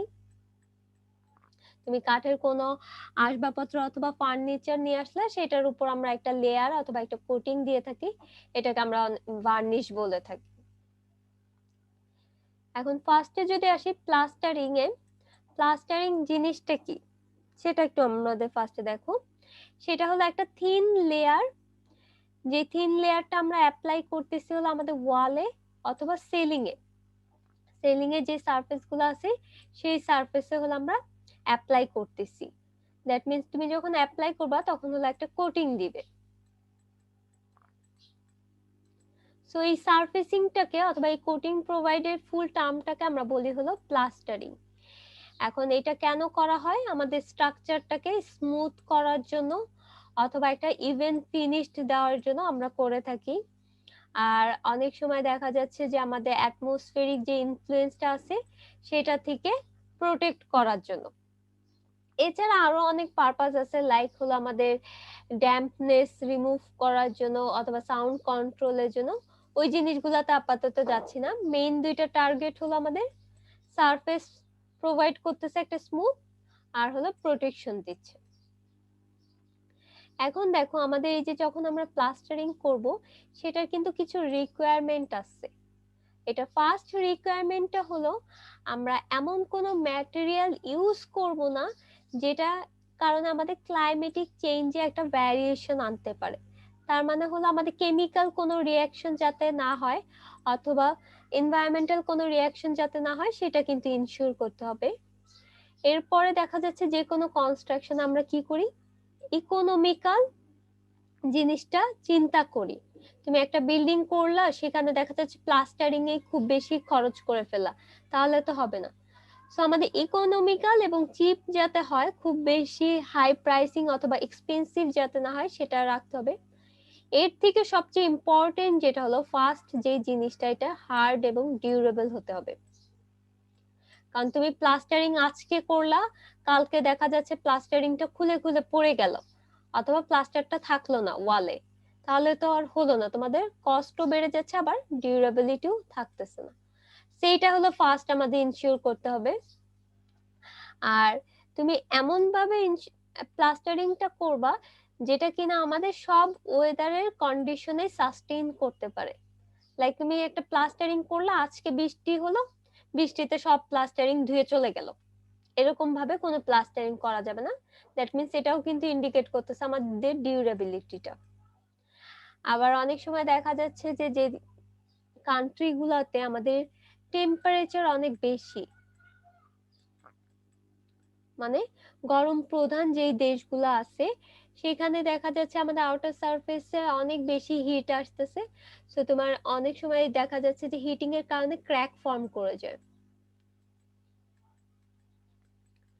সো প্লাস্টারে যাতে কোনো প্রকার ক্র্যাক ফর্ম না করে সেই কারণে আমাদের এটা সকল প্রকার ওয়েদার সাস্টেইন করতে পারে, এটা ইনশিওর করতে হবে।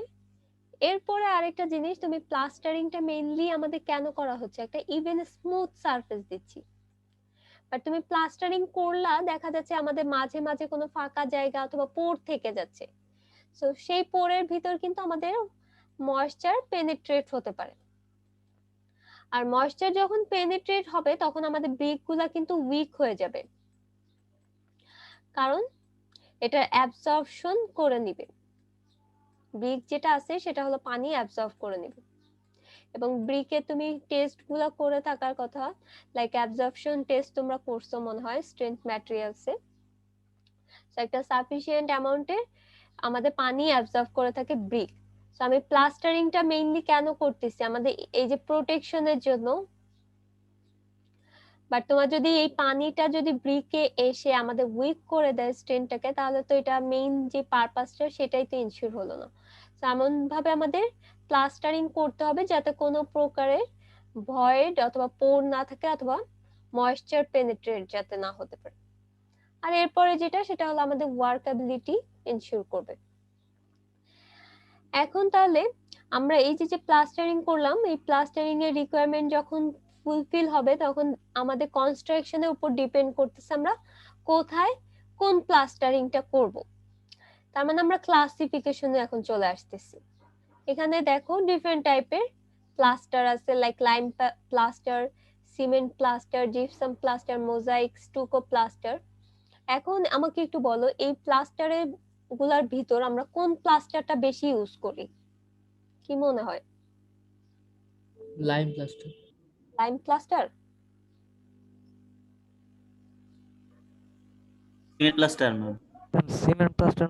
সিমেন্ট প্লাস্টারটা ইউজ করে থাকি কিন্তু আমরা বেশিরভাগ। Cement plastering. এক্স্যাক্টলি, এটা আমরা দেখবা যে বেশিরভাগ বাসা বাড়িতেই তোমার যখন ব্রিক ওয়ার্কে কাজ হয়ে গেছে তখন দেখবা যে সিমেন্ট প্লাস্টারটা ইউজ করি। আবার অনেক জায়গায় দেখা যাচ্ছে লাইম প্লাস্টারটা ইউজ করতে পারি। সো এটা ডিপেন্ড করতেছে আমরা কোথায় কি প্লাস্টার ইউজ করব। তাহলে আমি একটু তোমাদের ফিগার গুলা দেখাই, তাহলে হয়তো বুঝতে পারবা। এই যে দেখো, সিমেন্ট প্লাস্টারটা কি ফ্লোরে ইউজ করা হয় না? আচ্ছা এটা আমি একটু বলতেছি, আমাদের সারফেসটা যে শুধু ওয়াল থাকতেছে এরকম না, আমাদের নিচেও কি কনক্রিট থাকতেছে না। কনক্রিট যখন তুমি করলা, এই ফিগারটা যদি তোমাদের একটু দেখাই তাহলে বুঝতে পারবা, একটু আগে যে ফিগারটা দেখাইছে। আচ্ছা এখানে তুমি কিন্তু করলা, করার পরে স্মুথ সারফেসের ক্ষেত্রে আমরা নিচেও কিন্তু একটা ফ্লোর ফিনিশ দিয়ে থাকি, সেখানেও কিন্তু আমরা সিমেন্ট প্লাস্টার দিই। আবার অনেক সময় দেখা যাচ্ছে আমাদের যে ওয়ালটা আছে সেখানেও কিন্তু আমরা সিমেন্ট প্লাস্টার ইউজ করে থাকি। এটাকে আমরা বলে থাকি হলো floor finish. Floor finish. So তোমার কনক্রিটিং হয়ে যাওয়ার পরে আমাদের ফ্লোরের উপর একটা দেখা যাচ্ছে 3 ইঞ্চি অথবা 1.5 ইঞ্চির একটা লেয়ারে আমরা কোটিং দিয়ে দিই, এবং এই কোটিংটাকে আমরা বলতেছি হলো সিমেন্ট প্লাস্টার। এটা আমরা ফ্লোরেও দিয়ে থাকি, আবার এটা দেখা যাচ্ছে রুফেও কিন্তু দিয়ে থাকা হয়, কারণ তোমার দুই তলার যেটা ফ্লোর হচ্ছে নিচ তলার সেটা কিন্তু রুফ হয়ে যাচ্ছে। অথবা দেখো এটা দেখো, এটা ধরে নাও 3 তলা, এটা ধরে নাও 2 তলা। তো 2 তলার যেটা রুফ 3 তলার জন্য কিন্তু সেটা ফ্লোর হয়ে যাচ্ছে। তো আমরা ফ্লোর এবং রুফ দুইটাতেই কিন্তু ফ্লোর ফিনিশ হিসেবে সিমেন্ট প্লাস্টারিংটা করতে পারি, আবার ওয়ালেও কিন্তু করতে পারি।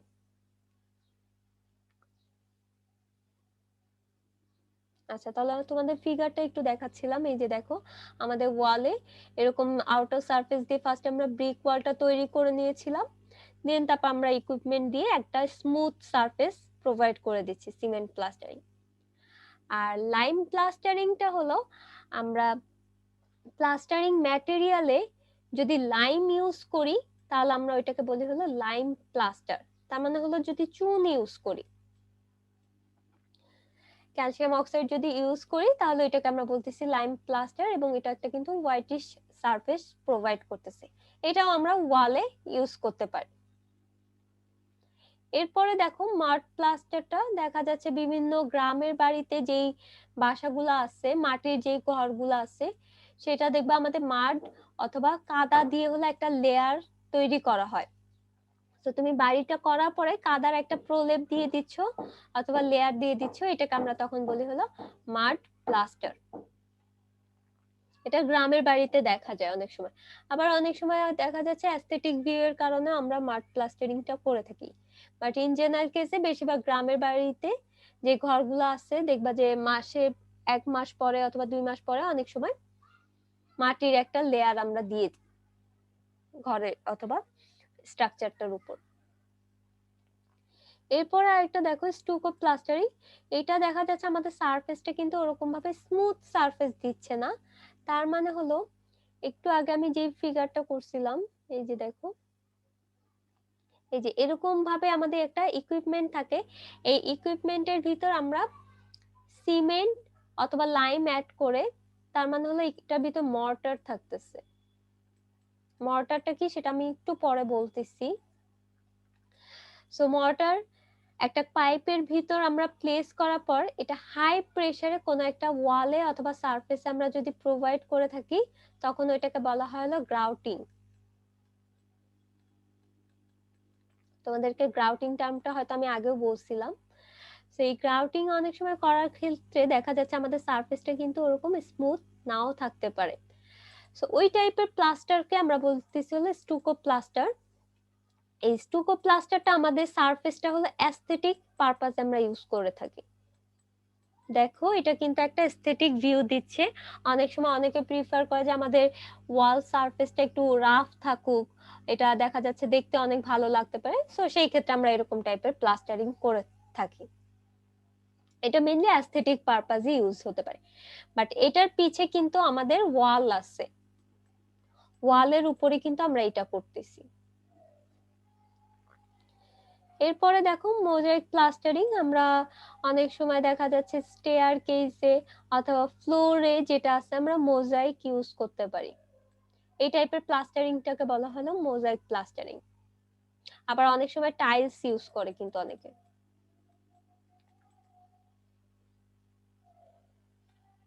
আচ্ছা, তাহলে আমরা মোটামুটি এই ফিগারগুলো দেখতে পারলাম এবং ডিফারেন্ট টাইপের প্লাস্টারিং বুঝতে পারলাম।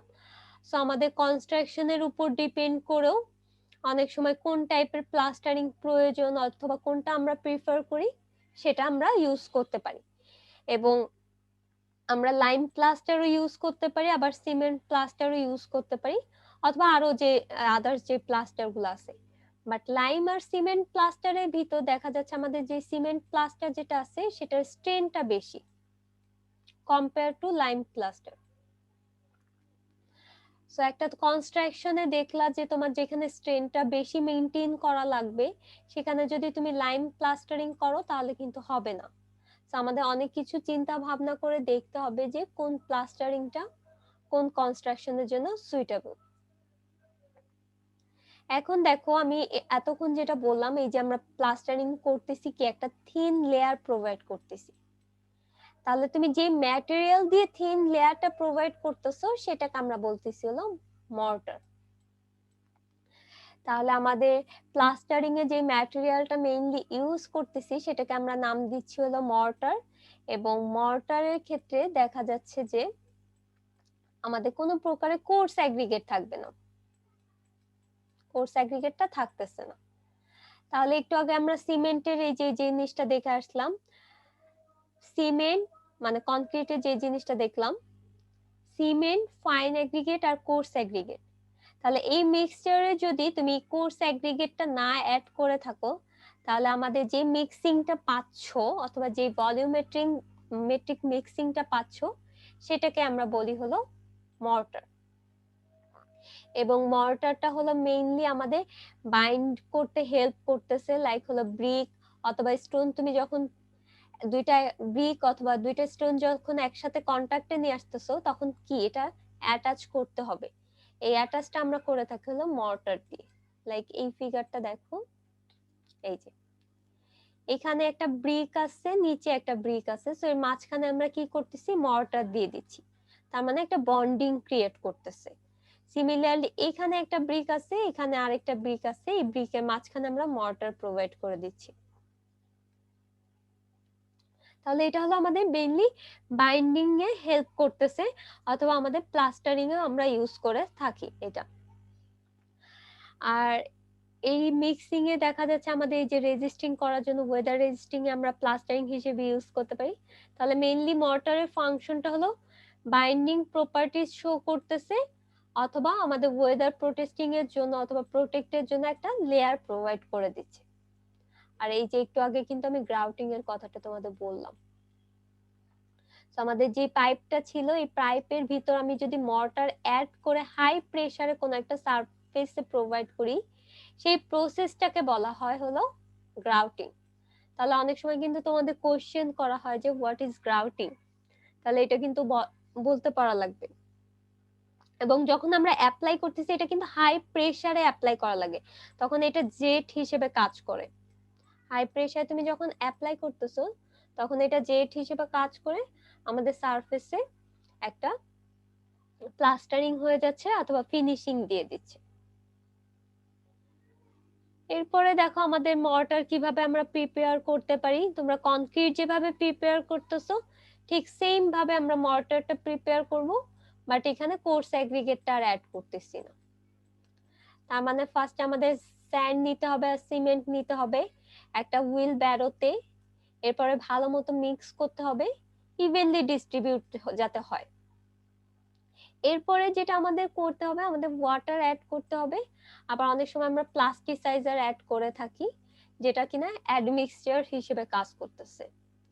এরপরে দেখো আমাদের যে একটা পেস্ট প্রোভাইড করতেছে,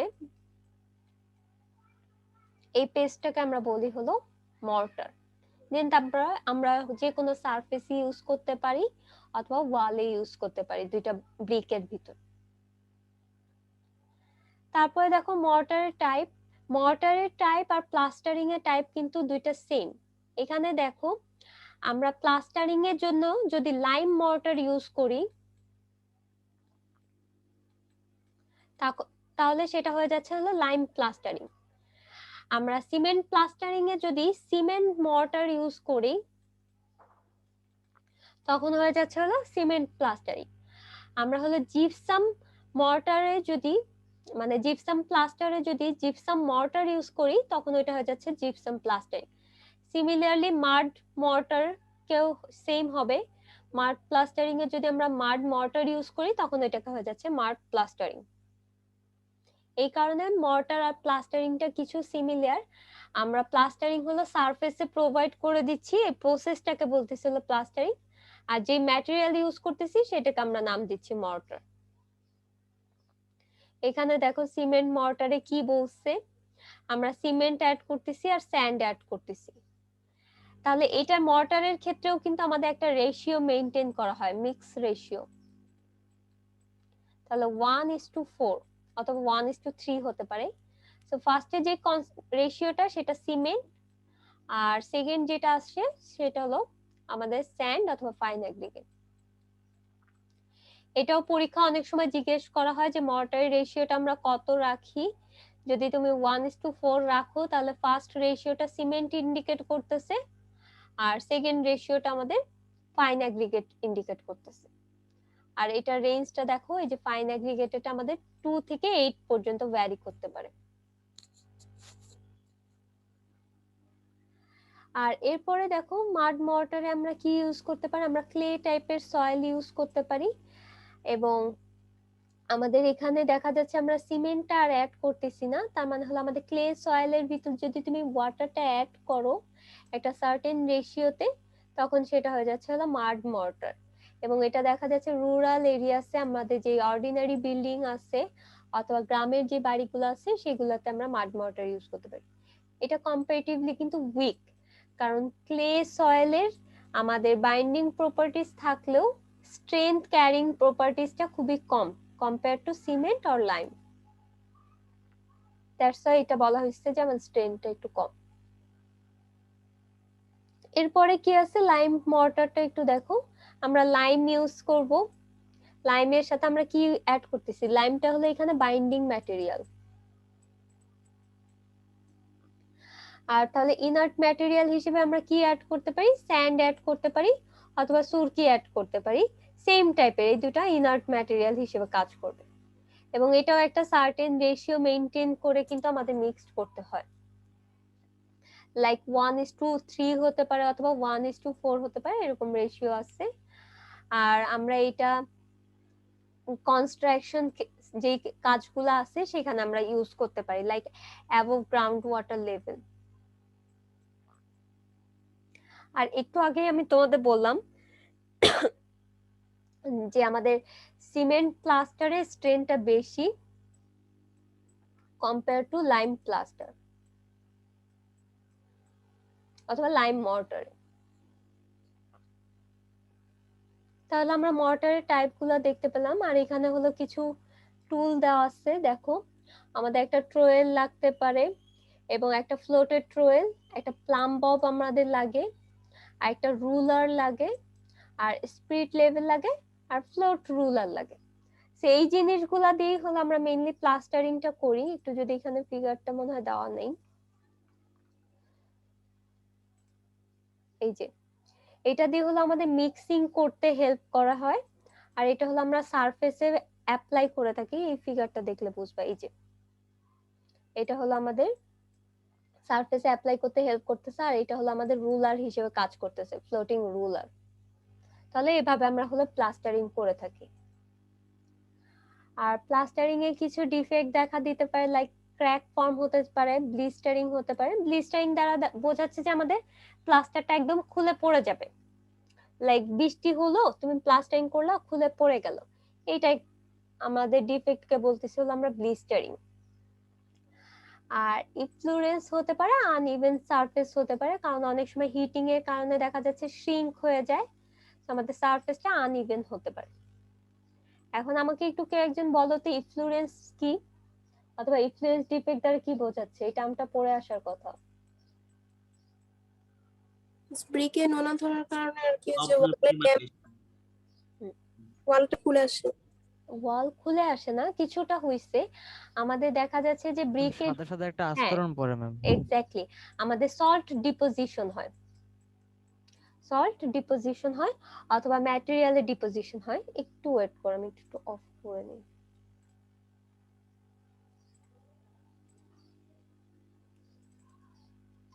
আজকে ঝামেলা করতেছে। আচ্ছা, তো আমি তোমাদের যেটা বলতেছিলাম, ইনফ্লুয়েন্স দেখবা যে আমাদের ব্রিকের যে ওয়াল গুলো আছে সেখানে হোয়াইট একটা লেয়ার তৈরি হয়ে যাচ্ছে, লেয়ার বলবো না, একটা সারফেস তৈরি হচ্ছে। এই সারফেসটাকে আমরা বলতেছি হলো সল্ট ডিপোজিশন অথবা মিনারেল ডিপোজিশন। সো অনেক সময় দেখা যাচ্ছে পানিতে সল্টের অ্যামাউন্ট যদি বেশি থাকে, পানিটা যখন ইভাপোরেট হয়ে যাচ্ছে তখন সল্টটা আমাদের ওই ব্রিকের উপর অথবা ওই ওয়ালের উপর ডিপোজিট হচ্ছে অথবা জমা হচ্ছে। এই প্রসেসটাকে আমরা বলতেছি হলো ইফ্লোরেসেন্স। সেইটাও কিন্তু ওয়ান কাইন্ড অফ আমাদের একটা ডিফেক্ট, কারণ তুমি যখন প্লাস্টারিং করতেছো, প্লাস্টারিং এর ক্ষেত্রে দেখা যাচ্ছে যে তুমি যে ম্যাটেরিয়ালটা অথবা যে মর্টারটা ইউজ করলা সেটার যদি ইফ্লোরেসেন্স থাকে অথবা যে পানি দিয়ে তুমি মর্টারটা তৈরি করতেছো সেটা যদি সল্টি হয়, তাহলে প্লাস্টারের উপর কিন্তু একটা সল্ট ডিপোজিশন হবে। এর ফলে যেই আমাদের একটা ডিফেক্ট দেখা যাবে সেটাকে আমরা বলতেছি হলো ইফ্লোরেসেন্স। তাহলে এই মোটামুটি এই ডিফেক্ট গুলো আমরা দেখতে পারি। এরপরে আরেকটা জিনিস একটু আমি বলবো, সেটা একটু দেখো, তোমাদের ম্যানুয়ালেই দেওয়া আছে, পয়েন্টিং। পয়েন্টিংটা হলো তুমি যখন একটা ব্রিক এটা আরেকটা ব্রিকের সাথে অ্যাটাচ করতেছো, অ্যাটাচ করার ক্ষেত্রে এখানে কি দিচ্ছ, তুমি মর্টার অ্যাড করতেছো। এর পরের আরেকটা লেয়ারে ব্রিক দিচ্ছ, এখানে কিন্তু তুমি মর্টার অ্যাড করতেছো। এখন এই যে যে ব্রিক গুলা যেখানে আমাদের জয়েন্ট গুলো আছে, এই জয়েন্ট গুলা হলো আমাদের উইক পয়েন্ট অথবা উইক স্পট। কারণ তোমার যদি লোড আসে দেখা যাচ্ছে এই বরাবর কিন্তু সে ফেইল করা আগে শুরু করবে, ঠিক আছে। সো এখন এই উইক পয়েন্ট গুলাতে অনেক সময় দেখা যাচ্ছে রেইনি সিজনে অথবা আমাদের যে পানিটা আছে, যদি পানির কন্টাক্টে আসে তাহলে এই জয়েন্টের ভিতর দিয়ে কিন্তু পানি পাস করে যায়। পাস করে গেলে কি আমাদের মর্টারের যে জয়েন্টটা সেটা কি আমাদের উইক হয়ে যাবে। এখন উইক হয়ে গেলে অথবা আমাদের ড্যাম্প হয়ে যেতে পারে। তো সেই ক্ষেত্রে আমাদের কি করতে হবে, একটা আমরা ট্রিটমেন্ট করে থাকি, যে ট্রিটমেন্টটাকে আমরা বলতেছি হলো পয়েন্টিং। তাহলে আমাদের ওই ব্রিক ওয়াল থেকে 13 মিলিমিটারের ডেপথ পর্যন্ত আমাদের যে মর্টারটা ছিল অথবা যে ম্যাটেরিয়ালটা ছিল সেটা আমরা রিমুভ করে ফেলবো। রিমুভ করে সেম জায়গাতে আমরা হলো ফিল করব সেম মর্টারটা দিয়ে, বাট এখানে আমাদের মিক্সিংটা হবে হলো রিচার মিক্সিং। সো রিচার মিক্সিং দ্বারা বোঝাচ্ছে আমাদের হয় সিমেন্টের কনস্টিটিউয়েন্টটা যেটা আছে সেটা বেশি হবে, হাই অ্যামাউন্টের সিমেন্ট অ্যাড করতে পারি। তার মানে হলো এটা জাস্ট ওয়ান কাইন্ড অফ আমরা ট্রিটমেন্ট করতেছি, যে ট্রিটমেন্টের মাধ্যমে আমাদের উইক জয়েন্টটাকে আমরা রিমুভ করে সেম জায়গায় আমরা হলো আবার মিক্সিং করতেছি রিচার মর্টার দিয়ে। তাহলে এই ফিগারটা একটু দেখো, তাহলে ফিগারটা দেখলে বুঝতে পারবা। এই যে এখানে দেখো আমাদের ফার্স্টে যে ফিগারটা ছিল কিছুটা কিন্তু এরকম টাইপের ছিল, এইটা হলো জয়েন্ট, এটাও জয়েন্ট, এই যে এগুলো হলো জয়েন্ট ছিল। সেই জয়েন্ট গুলা দেখলা যে তুমি উইক হয়ে গেছে অথবা ড্যাম্প হয়ে গেছে, লুজ হয়ে গেছে পানির কন্টাক্টের কারণে, সেই ক্ষেত্রে তুমি কি করবে, এখানে মর্টারটা রিমুভ করে দিবা এবং রিমুভ করবা কত ডেপথ পর্যন্ত, 13 মিলিমিটার পর্যন্ত ডেপথে রিমুভ করে দিচ্ছ। তাহলে এই যে রিমুভ করলে এরকম জায়গায় কি ফাঁকা হয়ে যাচ্ছে, এরকম দেখো এই যে এই বড় কিন্তু ফাঁকা হয়ে গেছে। সো সেই জায়গাটাতে তুমি আবার সেম ভাবে আমাদের মর্টারটা প্লেস করবা এবং এখানে যে মর্টারটা অ্যাড করতেছো সেটা হলো হাই মিক্সিং এর যে মর্টারটা থাকতেছে অথবা রিচার মর্টার। রিচ দ্বারা বোঝাচ্ছে আমাদের সিমেন্টের অ্যামাউন্ট অথবা কনস্টিটিউয়েন্টটা বেশি থাকতেছে অথবা যেটা স্ট্রেনটা বেশি। তাহলে এরকম ভাবে আবার সেম অ্যামাউন্টে তুমি অ্যাপ্লাই করে দিচ্ছ। এই প্রসেসটাকে আমরা বলি হলো পয়েন্টিং। এটা ওয়ান কাইন্ড অফ একটা ট্রিটমেন্ট, যেটা আমাদের ডিফেক্ট যদি দেখা দেয় অথবা আমরা ডিফেক্ট রিমুভ করতে পারি। তাহলে পয়েন্টিং জিনিসটা বুঝতে পারছি, এটা মেইনলি হলো আমাদের যেখানে জয়েন্ট আছে সেখানেই হলো আমরা করে থাকি, কারণ জয়েন্ট গুলা উইকার স্পট ইন্ডিকেট করে। তারপরে যেটা আছে সেটা হলো হোয়াইট ওয়াশিং। হোয়াইট ওয়াশিং জিনিসটা হলো আমাদের সারফেসটা তোমার করা হয়ে গেল, করা হয়ে যাওয়ার পর তুমি মর্টার প্রোভাইড করে দিয়া এটাতে যদি পেইন্ট করতে চাও, পেইন্ট করার আগে আমাদের যে কনস্ট্রাকশনটা আছে সেটাতে একটা হোয়াইট কালার প্রোভাইড করতে হবে অথবা হোয়াইট ওয়াশিং করতে হবে। তাহলে এই যে যে প্রসেসটা সেটাকে আমরা বলতেছি হলো হোয়াইট ওয়াশ। কারণ হলো দেখা যাচ্ছে যে তুমি একটা সাদা কোনো সারফেসের উপর যদি তুমি যে কোনো কালার প্রোভাইড করো, লাইক সাদা সারফেসের ভিতর যদি তুমি একটা রেড কালার প্রোভাইড করো তাহলে আমাদের স্ট্রাকচারটা কিন্তু রেড শো করবে। বাট তুমি সাদা সারফেস যদি না থেকে যদি গ্রিন সারফেস থাকে অথবা ব্ল্যাক সারফেস থাকে, সেখানে যদি তুমি অন্য কোনো কালার অথবা পেইন্ট অ্যাড করো তাহলে কিন্তু কালারটা ঠিকমতো ফুটে উঠবে না অথবা কালারটা অ্যাবজর্ব করে নেওয়ার সম্ভাবনা থাকে। তো সেই ক্ষেত্রে আমাদের ফার্স্টে কোনো কালারিং যদি আমরা করতে চাই তাহলে আমাদের ফার্স্টে হলো হোয়াইট ওয়াশ করতে হবে।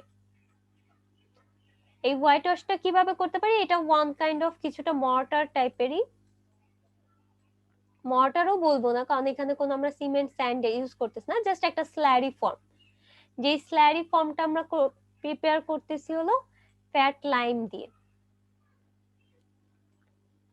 তাহলে স্ল্যারি ফর্ম করার জন্য আমাদের কি লাগবে, ফ্যাট লাইম লাগবে অথবা শেল লাইম লাগবে। তার মানে হলো আমরা ওয়াটার অ্যাড করব আর এটার ভিতর যদি ফ্যাট লাইম অ্যাড করি তাহলে যে ম্যাটেরিয়ালটা পাবো এবং সেই ম্যাটেরিয়ালটা যদি আমরা কোনো একটা সারফেসে অ্যাড করি সেটাকে আমরা বলতেছিল হোয়াইট ওয়াশ। আর লাইমটা আমাদের কি কালার প্রোভাইড করে, হোয়াইট কালার, কারণ চুন তো সাদা কালারের। তো এখানে দেখা যাচ্ছে একটা রাফ এস্টিমেট করে আমরা দেখছি যে আমাদের পার কেজি লাইমের জন্য আমাদের 5 লিটারের মতো ওয়াটার লাগে। তাহলে তুমি 1 কেজি লাইম নিবা, 5 লিটারের মতো ওয়াটার নিবা, মিক্সড করে দেন তারপর সারফেসে প্রোভাইড করে দিবা। এটা জাস্ট আমাদের কোটিং হিসেবে কাজ করতেছে। আবার অনেক সময় দেখা যাচ্ছে আমরা এটার ভিতর অ্যালামও অ্যাড করতে পারি অথবা বিভিন্ন প্রকারের সল্টও অ্যাড করতে পারি, কমন সল্ট। এই যে এক্সটেরিয়র সারফেসে কিন্তু আমরা এটা প্রোভাইড করি। কেন এক্সটেরিয়র সারফেসে প্রোভাইড করতেছি? কারণ যাতে আমাদের পেইন্টিংটা ঠিক মতো সেট হয় অথবা স্যুট করা যাতে, দ্যাটস আমরা এটা করতেছি।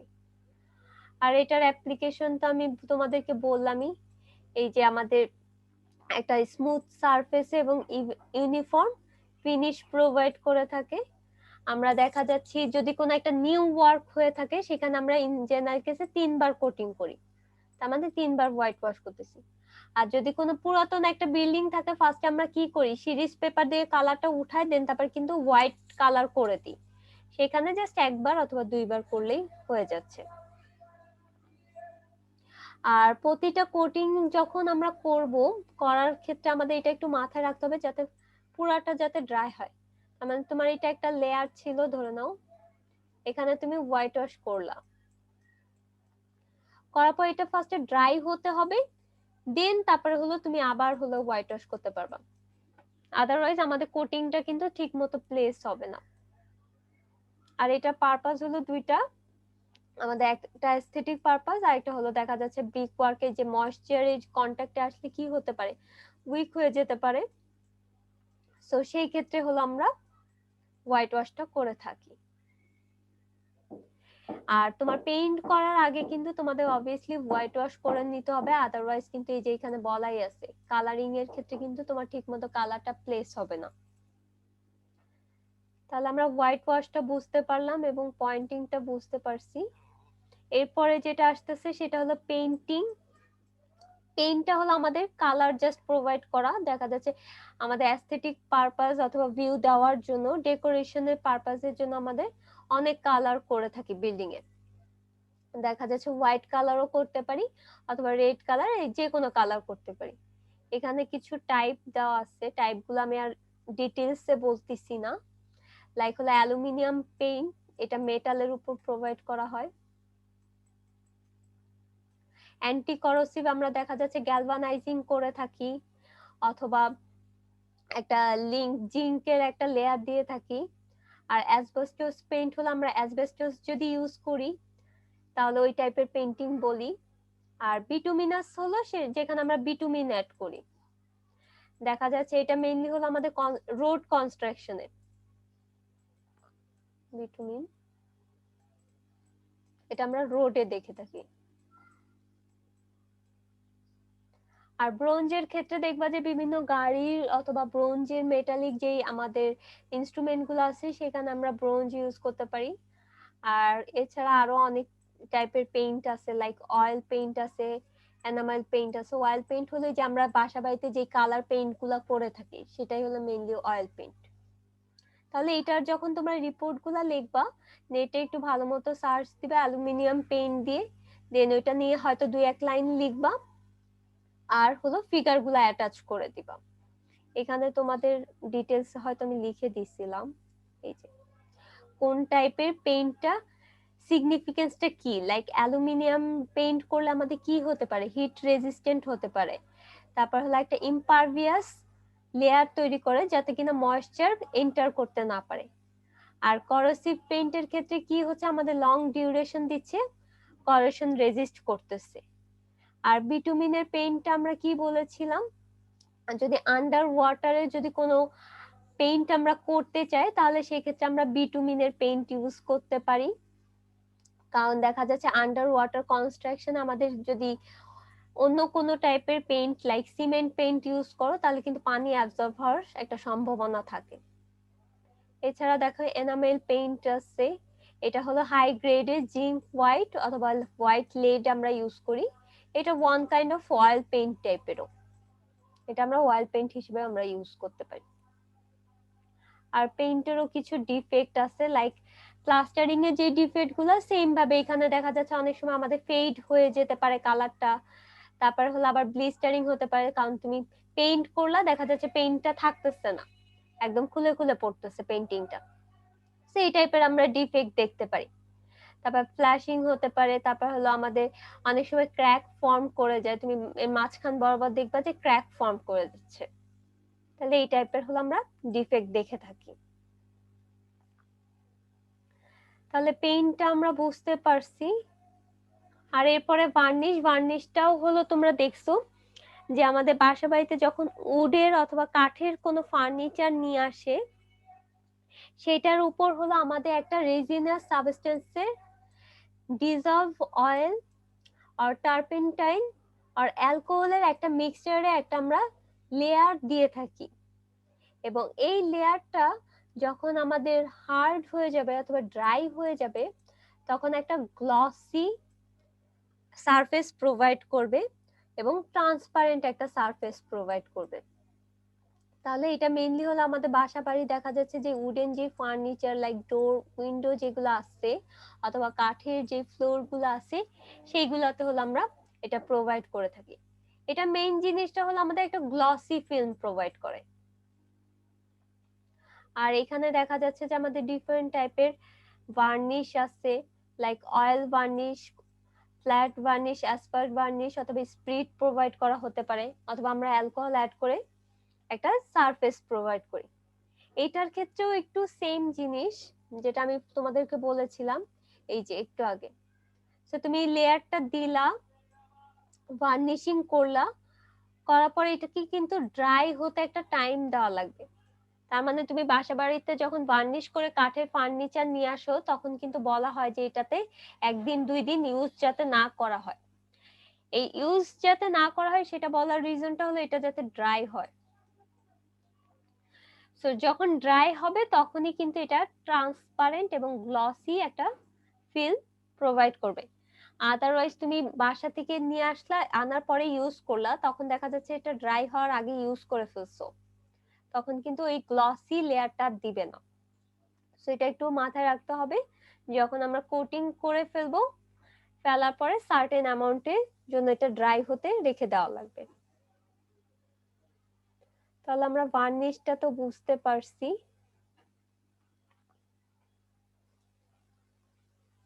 আচ্ছা, এতটুক পর্যন্ত আমাদের যেটা ছিল সেটা হলো ফিনিশিং চলে গেল। আমরা মোটামুটি এই টাইপের ফিনিশ করতে পারি, লাইক প্লাস্টারিং করতে পারি, পেইন্ট করতে পারি আর ভার্নিশ করতে পারি। এখন যেটা আসতেছে সেটা হলো সার্ভিসিংটা। সার্ভিসিং এর জন্য আমি কি বলছিলাম তোমাদের, সাউন্ড প্রুফিং সার্ভিসিং করতে পারি অথবা থার্মাল ইনসুলেটর অথবা থার্মাল প্রুফ করতে পারি। সো সাউন্ড প্রুফের ক্ষেত্রে যেটা বোঝাচ্ছে যে তোমার একটা হসপিটালের আশেপাশে যদি খুবই ক্রাউডি প্লেস থাকে তাহলে হসপিটালের যে বিল্ডিং এর যে আমাদের সিগনিফিকেন্সটা সেটা কিন্তু মেইনটেইন হবে না। সো সেই ক্ষেত্রে কি করতে পারি, আমরা সাউন্ড ইনসুলেটর ইউজ করতে পারি। যে ইনসুলেটরটা আমাদের হলো সাউন্ডটাকে হয় অ্যাবজর্ব করে নেবে অথবা রিফ্লেক্ট করে দিবে, অথবা আমাদের যে স্ট্রাকচারটা আছে সেই স্ট্রাকচারের ভিতর এন্টার করতে দিবে না, যেটা কিনা আমাদের অ্যান্টি নয়েজ রুম অথবা অ্যান্টি নয়েজ সারফেস হিসেবে কাজ করতেছে। এবং এটা আমরা কয়েকটা মেথডে ইউজ করতে পারি, লাইক ড্যাম্পিং, অ্যাবজর্পশন, রিফ্লেকশন আর ডিফিউশন। এই ফিগারগুলো দেখলে একটু বুঝতে পারবো। এই যে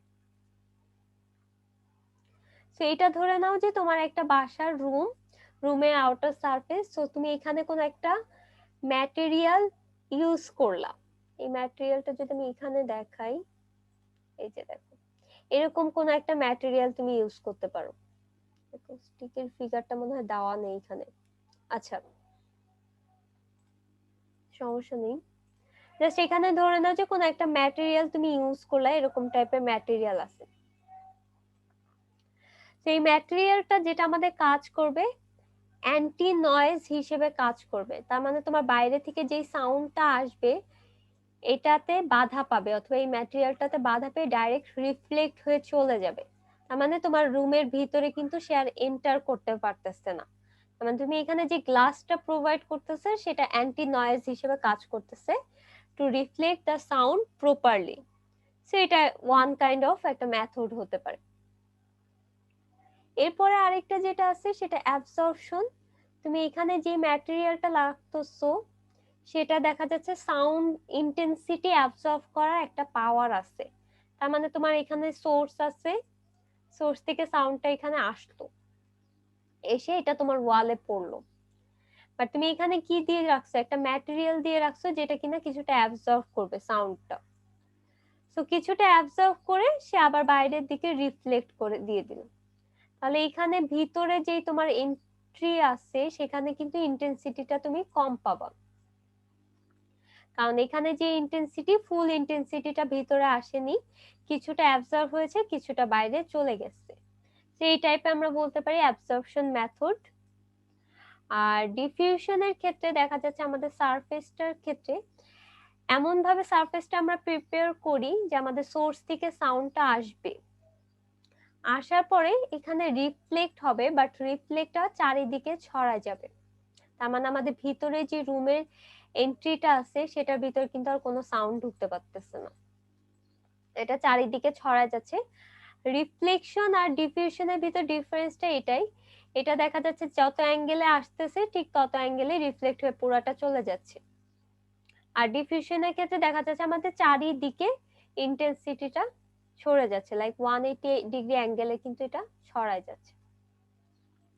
তাহলে এইভাবে হলো আমরা সাউন্ড ইনসুলেটর ইউজ করতে পারি, অথবা আমাদের যে রুমে যে ওয়ালটা আছে সেটা সাউন্ড প্রুফ করতে পারি। এটা তুমি দেখবা যে বিভিন্ন টাইপের এক মানে ডরমেটরি অথবা অডিটোরিয়ামে দেখবা যে আমাদের সাউন্ডটা যেটা আছে সেটা কন্ট্রোল করা লাগে। তো এই সাউন্ড কন্ট্রোল করার জন্য আমরা বিভিন্ন বাফেল ইউজ করি। এই বাফেল গুলো হয় দেখা যাচ্ছে সাউন্ডটাকে আমার রিফ্লেক্ট করে দিচ্ছে, ডিফিউজ করে দিচ্ছে, অথবা অ্যাবজর্ব করে দিচ্ছে, অথবা বাইরের সাউন্ডটা যাতে ভিতরে না আসে সেটা প্রপার্টিসটা শো করতেছে। এটাই হলো আমাদের মেথডটা। এই যে। আর থার্মাল ইনসুলেটরটা হলো, দেখো আমি যদি এই ফিগারটা দেখাই তাহলে একটু বুঝতে পারবা। আমরা এখানে দেখা যাচ্ছে বিভিন্ন করাগেটেড শীট রাখতে পারি, অথবা আমাদের কিছু ম্যাটেরিয়াল রাখতে পারি, যে ম্যাটেরিয়াল গুলা কি করে আমাদের হিট অ্যাবজর্ব করতেছে। এই যে দেখো, হিট ইনসুলেটিং ম্যাটেরিয়াল। সেইটা তোমার রুফের নিচে যদি তুমি এমন কোনো ম্যাটেরিয়াল রাখো, এই সানলাইট থেকে দেখা যাচ্ছে হিটটা আসলে কিছু ম্যাটেরিয়াল দেখা যাচ্ছে হয় রিফ্লেক্ট করে দিচ্ছে, আবার কিছু ম্যাটেরিয়াল আমাদের অ্যাবজর্ব করে ফেলতেছে। তাহলে এটা অনেক সময় দেখা যাচ্ছে শীত প্রধান দেশে আমাদের বাইরের টেম্পারেচারটা মাইনাসের দিকে থাকে, বাট তোমার রুমের ভিতরে যে টেম্পারেচারটা সেখানে দেখবা যে রুম টেম্পারেচারই কিন্তু মেনটেন হচ্ছে। এটা আমরা কিভাবে করতে পারি? এই থার্মাল ইনসুলেটরের মাধ্যমে। আবার সেম ভাবে আমি যদি রিভার্স কথাটা বলি, আমার বাইরের টেম্পারেচারটা যদি অনেক বেশি হাই হয়, লাইক অনেক বেশি 50-60 মতো টেম্পারেচার, বাট রুমে দেখবা যে তোমার 25 থেকে 30 ভিতরে মেইনটেইন করতেছে। সো কিভাবে তুমি মেইনটেইন করতেছে? এই যে আমরা ইনসুলেটর ইউজ করে, থার্মাল ইনসুলেটর, আমরা হয়তো করাগেটেড শীট ইউজ করতে পারি, অথবা হিট ট্রান্সফারিং ম্যাটেরিয়াল ইউজ করতে পারি। এটা জাস্ট আমাদের হিট কন্ট্রোলের ক্ষেত্রে হেল্প করতেছে। তাহলে দেখো এখানে এই কথাটাই বলা আছে যে আমাদের হিট হয় রিডিউস করতে হেল্প করতেছে, অথবা হিট ট্রান্সফার করতে হেল্প করতেছে আমাদের এই ইনসুলেটরটা। আর এটার ইম্পর্টেন্সটা কি, অনেক সময় দেখা যাচ্ছে যে আমাদের টেম্পারেচারটা ইউনিফর্মলি মেইনটেইন করার জন্য কিন্তু আমরা থার্মাল ইনসুলেটর ইউজ করতে পারি। আদারওয়াইজ আমাদের অনেক সময় দেখা যাচ্ছে যে তুমি এসি ইউজ করি, এখন এসিতে আমাদের যে ইলেকট্রিসিটিটা লস হচ্ছে, অথবা জেনারেটরে আমাদের যে ইলেকট্রিসিটিটা লস হচ্ছে, সেটাও কিন্তু কিছুটা মিনিমাইজেশন হতে পারে এই থার্মাল ইনসুলেটর যদি আমরা ইউজ করি, কারণ এখানে আমাদের হিটটা কন্ট্রোল হচ্ছে। তাহলে এটা সিগনিফিকেন্সটা আমি মোটামুটি তোমাদের বলছি, জাস্ট একবার রিডিং দিলেই বুঝবা যে আউটসাইডের টেম্পারেচারটা হয় এক্সট্রিম কোল্ড হতে পারে অথবা হট হতে পারে। সো যে কেজি হোক না কেন, আমাদের জাস্ট হিটটা কন্ট্রোল রাখার জন্য রুম টেম্পারেচারে আমরা থার্মাল ইনসুলেটরটা ইউজ করে থাকি। তাহলে এতটুকু পর্যন্ত আমরা জাস্ট দুইটা বিল্ডিং সার্ভিসেস দেখলাম। একটা থার্মাল ইনসুলেটর আর একটা সাউন্ড ইনসুলেটর। তাহলে আজকে এতটুকু পোর্শন পর্যন্তই আমি রাখতেছি। নেক্সট ক্লাসে হলো আমরা আমাদের প্লাম্বিং সিস্টেমে চলে যাব। আচ্ছা, আমি যদি সামারিটাও করি একটু দেখো। কনক্রিট মিক্সিংটা পড়লাম, সেখানে আমরা মিক্স রেশিও জানলাম, আর হলো আমরা মিক্সিং টাইপটা জানলাম।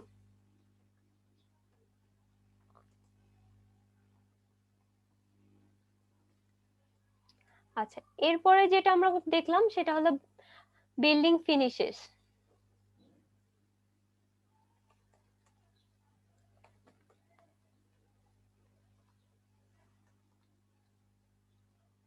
বিল্ডিং ফিনিশের ভিতর কি থাকতেছে, আমাদের হয় প্লাস্টারিং থাকতেছে, প্লাস্টারিং, দেন হলো পেইন্ট থাকতেছে, আর ভার্নিশটা থাকতেছে।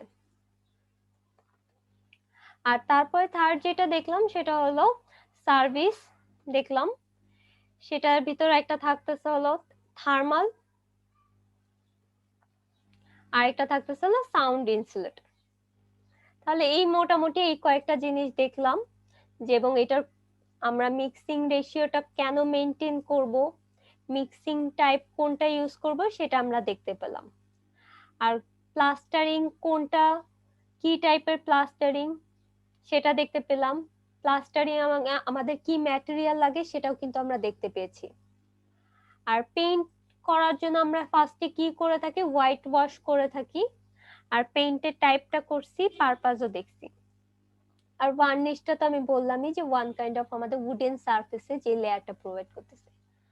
আর সার্ভিসের ক্ষেত্রে দেখা যাচ্ছে আমাদের ফিনিশিং হওয়ার পরে আমাদের অনেক সময় থার্মাল কন্ট্রোল করা লাগে, টেম্পারেচার এবং সাউন্ড কন্ট্রোল করা লাগে। এই টাইপের সার্ভিসটাকে আমরা জাস্ট ডিসকাস করলাম এখানে। তাহলে এতটুকু পোর্শন পর্যন্ত কি আমরা বুঝতে পারছি সবাই? একটু বলো তো। এটা একটু